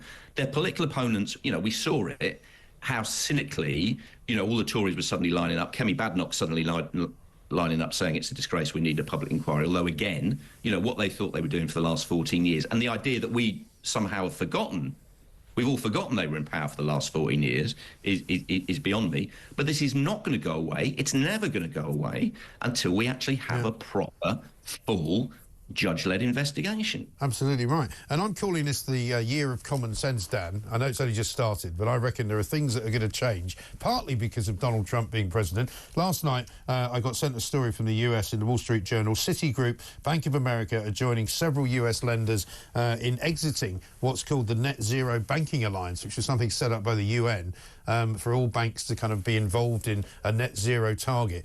The American banks and Wall Street are saying, forget it, we're not doing it anymore, we're out, because they know that Republicans are going to put pressure on them to get out of it anyway. And I wonder whether this is going to be the beginning of some kind of net zero rollback in America, which will then also fall through over here. Well, I mean, you know, we were talking again before about the mutterings and concerns within Labour about Starmer's performance. I mean, I was speaking to people before Christmas about this, and this is definitely something Labour are becoming concerned about, because a number of Labour MPs, a number of ministers are starting to wonder if Ed Miliband, frankly, is just being allowed to roam out of control on this issue. And, you know, I was speaking to people, and I know Ed Miliband. I've known him for years. I always thought that despite his sort of environmental zeal, he was at heart a professional politician, somebody who was a former Labour advisor who understood the basic politics about this, that whatever you want to do about the environment, you cannot simply tax the working people of Britain into oblivion to pursue your environmental agenda. And I thought that at the back of everything, he kind of got that, and Keir Starmer got that. Now, there are a number of people within the cabinet who are starting to be nervous that they don't get it, and that frankly, this agenda is going to go out of control. We've seen the sort of litany of bad economic news, and they're basically saying, look, we're going to have to get a grip of this. So I think you're right, and I think this is going to be one of the very interesting issues of this year. You're right, it's going to be one of these issues, because I think someone within Labour is going to have to say, look, we can't keep fighting on all these fronts. No, you can't. I mean, look at the I newspaper this morning. They've got millions will face a bill to install heat pumps in a net zero push. Starmer's government has committed to law, making it compulsory for all homes with a heat pump to have it connected to the internet. They're going to make sure that devices will cost £5,690 on average after a government grant of £7,500. You know, people aren't going to be able to wear this. They're not going to do it. No, and this has been the problem. I mean, this has been the problem with the environmental agenda for decades now. It's a middle-class obsession being run by upper-middle-class politicians for the benefit of upper-middle-class voters, and it's ordinary working people on every turn who are being asked to pay the price. I mean, the one thing that I would say is, I was speaking to people within the trade unions just back end of last year as well. They're starting to become concerned. They're starting to become concerned about the impact on their members' jobs. They're obviously starting to become concerned about the impact on their members in terms of their own ability to afford some of these madcap schemes. So I think that would be worth noting. I'd be very interested to see, where I think you're absolutely right to identify that, where we're going with this whole environmental issue in the next 12 months. Yeah, it's going to be fascinating stuff. Dan, good to talk to you. Thanks very much indeed. Dan Hodges there, commentator from The Mail on Sunday. We've got loads more to do. We're going to talk about cars as well, of course. Harry Miller's going to join us from Fair Cop. Angela Levin's going to be here to talk us through that latest horror show from Netflix and Meghan Markle. Let's get a voice note from Tony. Hi, Graham. Fantastic show. Love Talk. Happy New Year to everybody. I don't watch the mainstream media anymore. I just watch Talk, because that's where you get the truth and where people, the normal people, hear the truth. Yeah, I've had enough of this left-wing government we've got in power, the left-green power socialist government, that nobody wanted these policies, but they're ramming it down our throats. But yeah, keep up the good show, Mike, and Happy New Year to you all. Tony, thank you very much indeed. This is the place for Common Sense. We're going to be the Common Sense station, of course. It's the headquarters, the world headquarters of Common Sense, and this is going to be Common Sense Year as well. This one from Jill in Berkshire. Morning, Mike. Good to have you back. I'm not surprised that Keir Starmer jumped the queue on that toboggan ride. He's so full of self-entitlement, but at least it was in true style for him, downhill all the way in the fastest time possible. Yeah, absolutely right. Happy New Year to you and your team. Absolutely incredible, isn't it? Incredible that he would choose to push pushed his way to the front of a toboggan ride in Madeira. I mean, that's the calibre of the Prime Minister that we've got in this country. How pathetic is that? It's 9:23. This is Talk.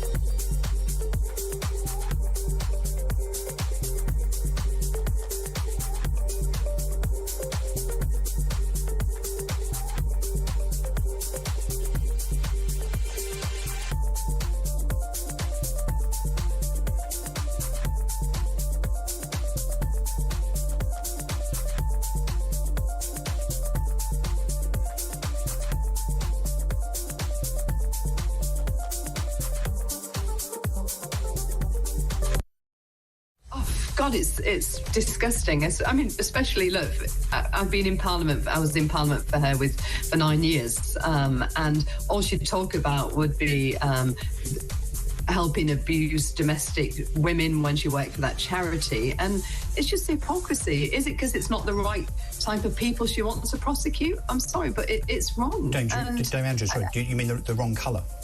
Yeah, absolutely. The wrong race, definitely. And that's wrong.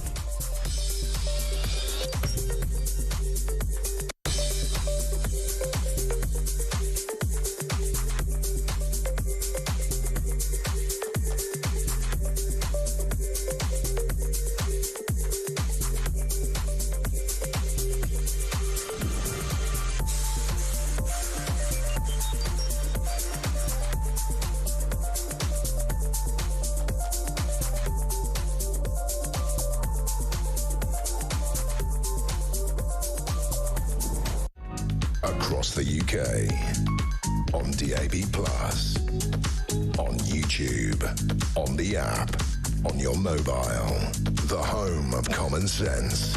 This is Talk.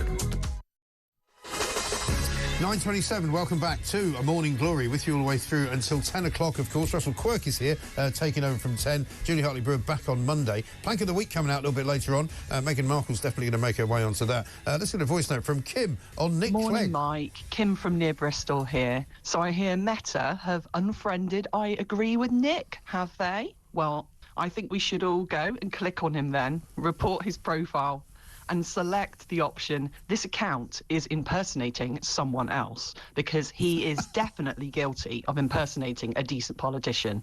Great show, Mike. I mean, I can follow up with that one from Jim, who says, morning, Mike, Jim from Exeter. What exactly is the point of Nick Clegg? Has he ever actually achieved anything? I don't know. I mean, he made a lot of money out of Meta, that's for sure. Just as long as he doesn't come back here. You know, we've got nothing for him here. There's nothing here for you, mate. Keep moving. Carry on. Let's talk to Harry Miller, founder of Fair Cop. Harry, very good morning to you. Happy New Year. Yeah, Happy New Year, Mike. I'm calling this the year of common sense, you know, because we're going to kick it off with a new president of the United States of America. We've got Wall Street seeming as if they're going to leave behind all the net zero commitments they made under the Democrats. We're going to have, you know, proper politicians in this country from reform sorting the place out. I'm optimistic that this is going to be a good year.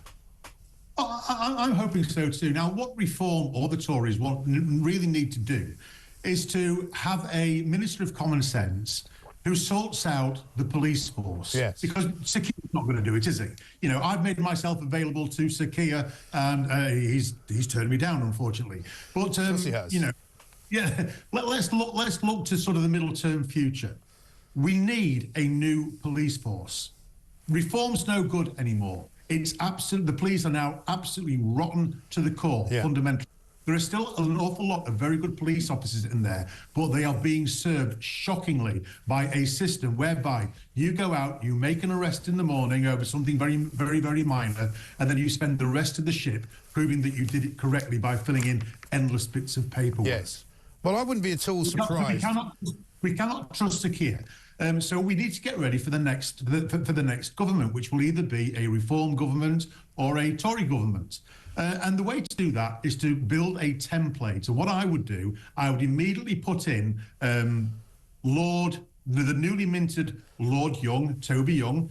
I would have Claire Fox, and I would volunteer myself, so that we can have a common sense police force ready and waiting for a new government, so that we can get back to policing without fear and without favour, where we have a situation where if somebody's car is stolen, it's important. If somebody's telephone is burgled robbed off the street, it's important. And where if somebody tweets something controversial, it is most definitely unimportant.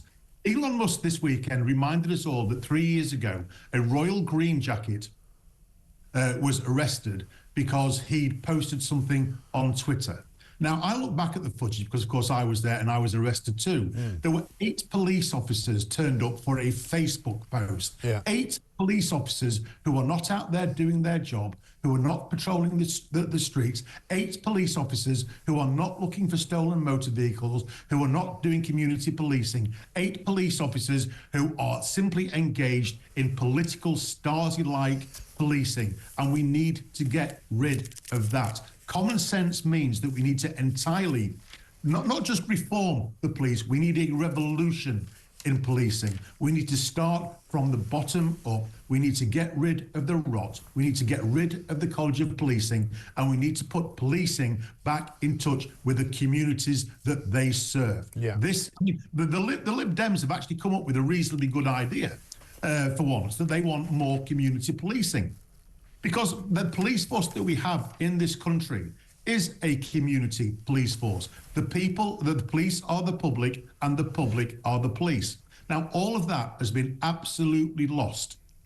If you turn up at a police station these days, you don't actually see a police officer. No. Because there is one-way glass between you and them. You're lucky, Harry. You're lucky, Harry, if you can find a police station. I mean, the one that was in my neck of the woods in London has been closed down for many a year now. There isn't one anywhere near where I live. But, I mean, I wonder as well, looking at the front page of the Mail today, where they've discovered that management has been in receipt of £1.1 billion in the NHS over the past decade. I bet you that's the same in the police, where they've hired a load of management, they've hired a load of people to be in charge of the police, but they haven't actually hired the police.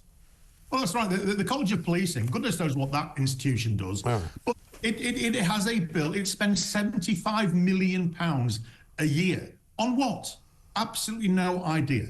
All it seems to do, it's a retirement home for useless senior police officers who can't actually do their job, but who are very, very good at doing paperwork and very, very good at making sure that police officers do paperwork. That's all it seems to do. So what I would do is I would shut that down, because you can do the maths, Mike, but £75 million buys you an awful lot of police officers, an awful lot of PCSOs. It buys you it buys you a significant presence back on the streets. We don't need a College of Policing to micromanage everything that a police officer does. The police have lost confidence in themselves, and as a result, the public have lost confidence in police. We need to have a return to Dixon of Dock Green style policing, where police officers are confident, where the community are confident in their policing, and where the villains are a little bit scared of the police, because they know there's going to be a fair chance that you're going to get your collar, caught, and you're going to be slammed in a jail, and you're going to be processed, put it in front of a magistrate, and you're going to end your days in a prison cell. That's the kind of policing that we want. This is exactly the kind of policing that we want, and we only have to look at the big story of the day today, which is the political story of the day, about the problems with the prosecution of the rape gangs up in the north of England and in Telford and other places as well, where the police were actively discouraged from going after people, and they then went along with it. Yeah, exactly. And who's doing the discouraging? It's countless ministers, the DEI officers, people like that. They have no place in policing whatsoever. Your former guest there was absolutely right. This is a case of racism. He called it reverse racism. I would just call it racism. Yeah. When you elevate the importance of, let's call it what it is, Muslim Pakistani men over white female victims, then you are acting in a racist way. You are being racist. You have a hierarchy of what is important based on race. And, you know, if it's a Muslim man who is committing it, oh, we can't say that. And if it's a white working class girl who is the victim, then best ignore them because they're not really important. It's straight racism, not reverse racism, racism. Yeah. And we need to get rid of that. And that's why I say simple reform is not enough. You know, I think it was Peter Hitchens a few weeks ago who wrote about this and said that he believed also that we need to dismantle the police force and we need to rebuild it. We need to rebuild it in the image of Peel. We need to rebuild it in the image of a community-led police force, because the way that we're heading, Mike, we're going down the route of Europe. We're going down towards having a gendarmerie. We're going down the route of having a state-led political police force. And, you know, the reason that I do this job is because I love the police, that I think the police in Britain are or were the best in the world. And I want it to be like that again. But we've got to ditch the European model. We've got to ditch the model where the government dictates what the police can and cannot investigate. We've got to ditch that model and get back to having an entirely separated power of policing, which is separate from the government, which is separate from the judiciary, and which is able to police as it's supposed to do without fear and without favour. You know, if it's Muslim rape gangs that are doing it, call them Muslim rape gangs. Don't use some pseudonym because of DEI concerns. Call them what they are. There's an old Chinese proverb that says this: the way to solve a problem begins by calling it by its proper name. And that's what we need to do here. And Musk, I agree that Musk is a bit of an interferer, but on this, he's 100% right. And I'm glad that yet again, he's highlighted to our nation a problem that we refuse to name. I mean, Ben and it's embarrassing. And if he does nothing more than embarrass this government into doing something about it, then good. Yeah. So Ben Sixsmith from The Critic has written a great piece this week called A Conspiracy of Murmuring. And that's what it is. All of us, it wasn't a conspiracy of silence. Yeah. All of us knew. All of us have known for a long, long time. Maggie Oliver knew. The people in Rotherham and Oldham knew. All of us knew. But all we're allowed to do is murmur about it because we're afraid of being labelled as racists if we call it what it is. This is a problem of Asian Pakistani males who are largely Muslim, and based upon their culture and their religion, they view white working class women as fair game, as meat. And until we start saying what it is, calling it what it is, we don't have a hope of getting those girls justice, and we don't have a hope of solving the problem. That's why I'm calling today for a root and branch, not a reform, a revolution within policing. And I say, if I may be so bold, I would have Lord Young and myself as a task force leading that. Yep, I think I would agree with that, Harry. Good to see you. Thank you very much indeed. Founder of Fair Cop, Harry Miller there. Ian says this: Mike, who paid for Starmergeddon's holiday in Madeira? Does this guy know his actions and lack of professionalism reflect on this country? I assume he was in Madeira as a private citizen, and therefore he must have used the office of the Prime Minister to seek privileges, which is against the ministerial code. It is an abuse of power, says Ian. Interesting. Well, we'll come back to that in a moment. Coming up next, though, we're going to talk to Angela Levin, who is, of course, our favourite royal correspondent. She's going to tell us why on earth Meghan Markle has decided to do yet another Netflix show about cooking. This is Talk.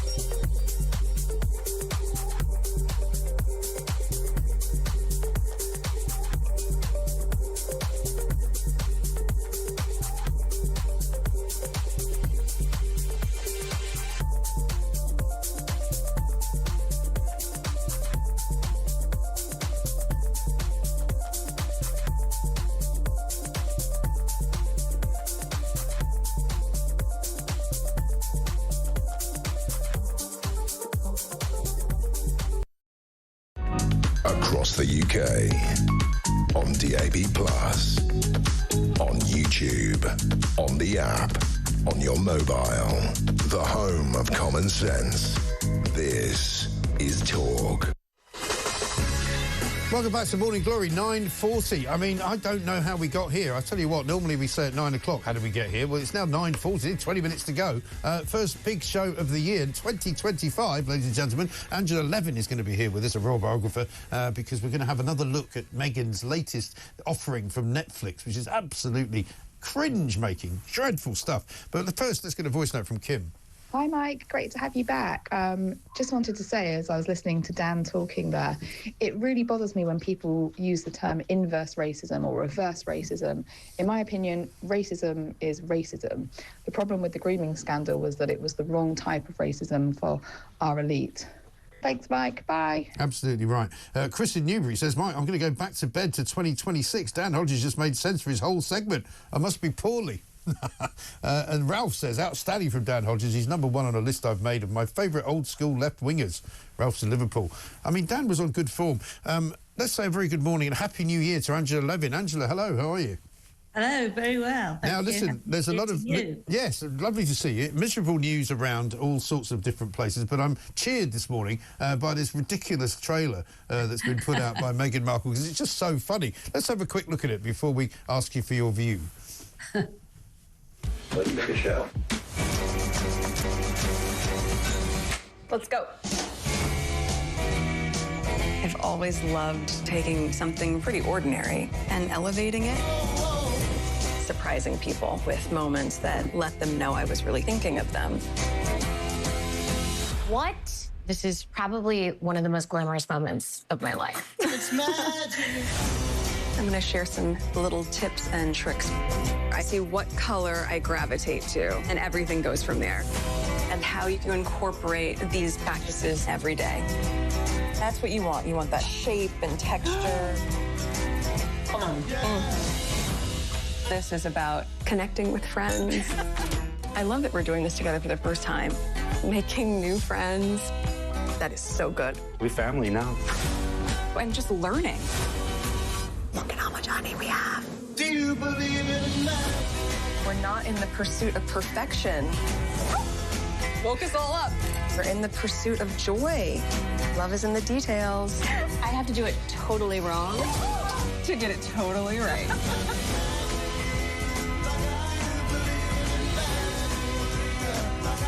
Look at what we made.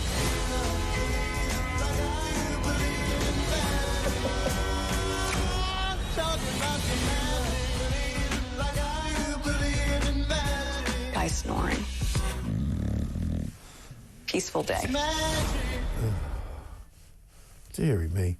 I mean, Harry even makes an appearance at the end there, but that is dreadful, isn't it? What on earth is she thinking? Well, when I first read what she said, it was, I just said it before. I always loved taking something pretty ordinary and elevating it. And I thought to myself, she means Harry. And then I thought, maybe she means herself. Yeah. But she doesn't mean anybody, does it? It's nonsense. It really is. And there's the whole thing. She's trying to create something and then turn it into something that it isn't. She's sort of very, very she's in a cooking We're show, not in the pursuit of perfection. We're in the pursuit of joy. Yeah, joy. I mean, it's so... Surely she should just admit it. She's in the pursuit of money, isn't she? Isn't that what she's up in pursuit of? Yeah, she's after Gwyneth Paltrow's place, who makes his much and much of money from what she does, creating all these foods and things that are supposed to help. I hope she doesn't make any Muscles. candles. That wouldn't be good. But, you know, it's so self-indulgent and ludicrous. And, I mean, if this is what they do now, right? She's got this website, the American Riviera Orchard business, which is not a business. It's been beleaguered with all sorts of legal problems, and she can't actually hasn't sold anything on it. She's given some jam away to some friends. That's it. This is the next project. Harry's last film series on the polo didn't go very well. Nobody wanted to watch that. One of the things about the polo, which is very interesting, is that they didn't promote it at all, because all the money went to Meghan to help her get this going. Yeah. And she can't use American Riviera orchard because of the trademark, and it is inconsistencies, and she hasn't been given the okay for being clean enough. And when I saw all her dripping hair, and in one, there's when she and a couple of friends are putting their fingers in a sort of flour and water thing, and then cook it. I mean, it turned my stomach, actually. Yeah. But all this is because she's failed at everything. She's not done anything, whatever she wanted to lead in a film, to rule the country because she could take over from the Queen. Anything she's done has failed. And I'm sure this will as well, because I don't think we are existing in an era where all this tiny detail is, that you're going to make, the sort of food that people are people say, people say she's trying to be a kind of, influencer, like a lot of these people on TikTok. But that's a pretty lowly existence for somebody who's supposed to be, the wife of a member of the royal family, albeit that he's, no longer a member of the royal family officially. But, it's all a bit down market, isn't it? I mean, she might as well start an OnlyFans account. It's very down market, and I think even more down market is that she's only hanging on to Harry for this moment until she sees she's done okay. He'll go. She wants to do it herself.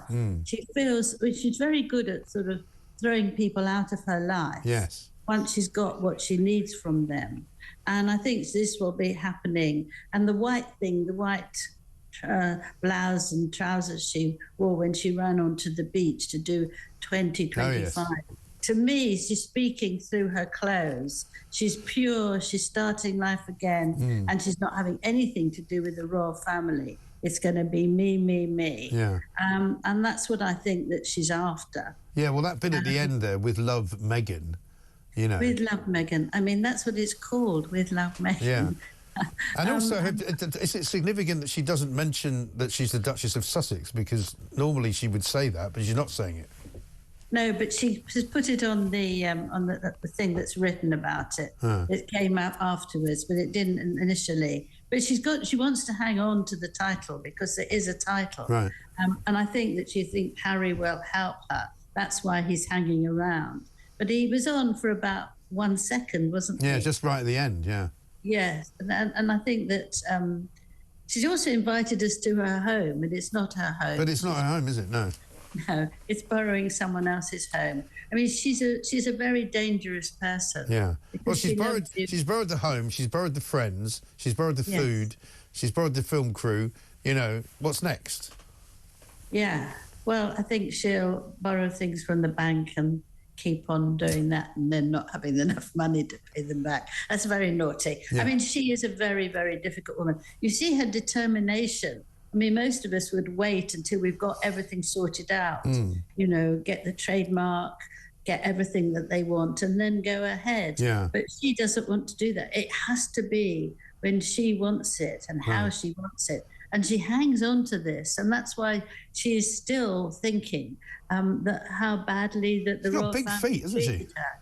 No, well, she still believes that the royal family treated her very badly. The release of the letter she wrote to the king saying that, she feels it's totally unfair and she's been badly treated. This came out a while ago, but we haven't actually seen that. Right. And she's still, for goodness sake, how can you do that? Right. No respect. Look at the size of her feet here. Sorry to point this out, but they seem quite large, don't they? They're massive feet. They're very, like a Labrador. very large. Aren't they? They're very, very large. But also, you don't go down to the beach in white, do you? Also, it doesn't look like it's shot this time of the year, does it? It looks like it's been shot, months months ago. And months. Yes. Well, her she's been playing around with this for a very long time. She asked if she could get going in last March, but because of the lack of trademark, she couldn't. But what she's doing now, whether she's following the rules and before she gives them out to her friends, we'll have to see. But you can't just start these things without having all the stuff organised. Yeah. But that's her speciality, isn't it, Angela? She starts things and then doesn't finish them. It's like the opposite of mastermind. I've started, so I won't finish. But there we are. Angela, good to talk to you. Thank you very much indeed. Angela Levin, royal biographer there, on the latest bizarre development in the world of Harry and Meghan. She's now doing another TV show with Love from Meghan. It's a cooking show, but she can't cook. Very strange. This is Talk.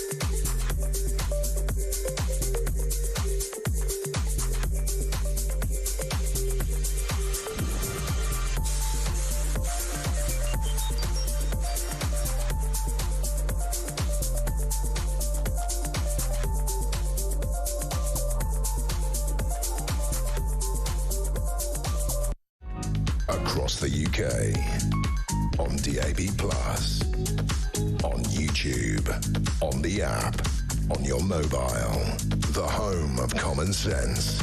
This is Talk.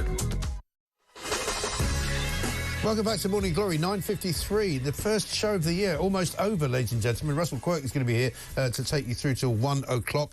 Julie Hartley-Brewer back on Monday, of course. Let's talk now, though, to Nick Hillman, Director of the Higher Education Policy Unit, a former teacher. A couple of stories to talk about this morning with regard to education, not least, of course, the imposition of the VAT charge now, which is going to hit a load of private schools as of this term. It's going to have a massive knock-on effect on an awful lot of state schools all over the country, as more and more parents can't afford to send their kids to private school. It's going to be an absolute disaster. Nick, a very good morning to you. Good morning, Mike. Thanks very much for joining us. A couple of other things to talk about as well. There's one particular school offering a 4-day week to improve a child's work-life balance. I mean, surely you don't have a work-life balance if you're at school, do you? I was very surprised by that story, both as a former teacher and as a parent. Yeah. You know, what they're doing is they are making the 4 days when the kids are at school longer, then giving them longer weekends. But it seems to me that that's unlikely to work for the pupils and unlikely to work for the parents, who presumably will be out of work themselves. I mean, it's quite it's a private school, that one, so they have the freedoms to do what they want. But it'll be very interesting to see if their own parents welcome that change. I'm not sure I would if I was a parent. No, I don't think I would either. But we hear an awful lot of parents now are kind of allowing their kids not to go to school every day because of what happened during COVID and how, you know, supposedly if you wake up in the morning and you feel anxious, you don't have to go to school. You know, it kind of feeds into this nonsense that you don't have to go to work, you don't have to leave the house, you don't have to really do anything you don't want to do. I mean, it's madness, isn't it? Well, you certainly put your finger on a really serious problem, which is, as you say, non-attendance rates shot up during COVID. Sometimes we were told our kids couldn't go to school, but even once they were meant to be back at school, non-attendance rates have stayed much higher. And of course, very often it's the most disadvantaged pupils who are staying away from school. In other words, the people who would benefit the most from going to school. And if you don't get a good education when you're young, it's very, very hard to make up for that later on in life. You can have lifelong earnings penalties, you're more likely to be unemployed, etc., etc. So we are storing up a big problem for a future society here. Yeah, it really is strange, isn't it? And one other one, just for a sort of a bit of an unusual story, somebody who appears to have been going around calling all sorts of people names, Nicola Brogan, called somebody a fat slug, called somebody else a fat cow, joked about having sex with Ofsted inspectors. Unbelievably, in this day and age, she hasn't been fired. Well, yeah, I mean, there's always been a question of whether you treat teachers with the same sort of professional standards that you treat, say, doctors or lawyers or other professions. And again, I do think, you know, we need the parents and the pupils to have faith in the people who are teaching them. Yeah. So, you know, I'm not familiar with all the ins and outs of that particular case, so I guess I'm not really commenting on that individual case, but certainly if teachers want to be treated like other professions, then they need to keep to the same sort of rules that people in other professions follow. Yeah, you would think so. I mean, it sounds bizarre, doesn't it? That it's the one. I mean, maybe it's the return of common sense. Who can say? I'm saying this is going to be a common sense year. Thanks very much indeed, Nick. Good to talk to you. We're out of time. We don't have much time, unfortunately. She described one pupil as a wimp. Said another one annoys the breath out of me, and another one said that she wouldn't need an inhaler if she wasn't so fat. I mean, I'm not saying you should talk like that to people in school, but, you know, let's have some common sense. Russell Quirk is here. Very good morning to you. Happy New Year. Yeah, Happy New Year to you. Welcome back. I like the sound of that, a year of common sense. That will start here. And, it will starts here. Yeah. It starts this morning at 6 a.m. You know, common sense is back. Trump's back. Net zero. They're kicking it all out of Wall Street. Meghan's back. Meghan's back. You know, that's going to give us a good laugh. Well, I know you've been covering that. I'm going to cover that too, just because I can't help myself. I know. What's it for? I don't know. A cookery show where somebody who can't cook. But Mike is full of joy and playfulness. Yeah. And other guff. Right. And you can learn how to pour oil into hummus. I mean, I might actually watch it on January the 15th. Oh, I mean, I'm not going to watch just it. for the comedy value. Yeah, I think the clips are good enough for me. Yeah. I don't think I could. I mean, I couldn't bring myself to sit through the whole thing. Well, I suspect in my 3 hours we're just going to keep playing them and playing them and playing them. Also going to be talking about the Albanian burglar. The Albanian burglar is a bit of a migrant yo-yo. Yeah, it looks a nice club, that, by the way. It does. It's got some nice cars, shishas, lovely tracksuits as well. He should be jailed for those. You can't smoke anywhere though. How's he found a nightclub where you can smoke a shisha? Well, evidently he can do whatever the hell he wants. Yeah. So yeah, he's been deported, coming back, coming back, and apparently there's nothing we can do about it. I bet you we've paid for him to be deported as well. I bet we gave him $3,000. I went, why don't you go back to Albania? Yeah, probably. Labour councillors quitting. The rot is setting in. There is. Great news. And old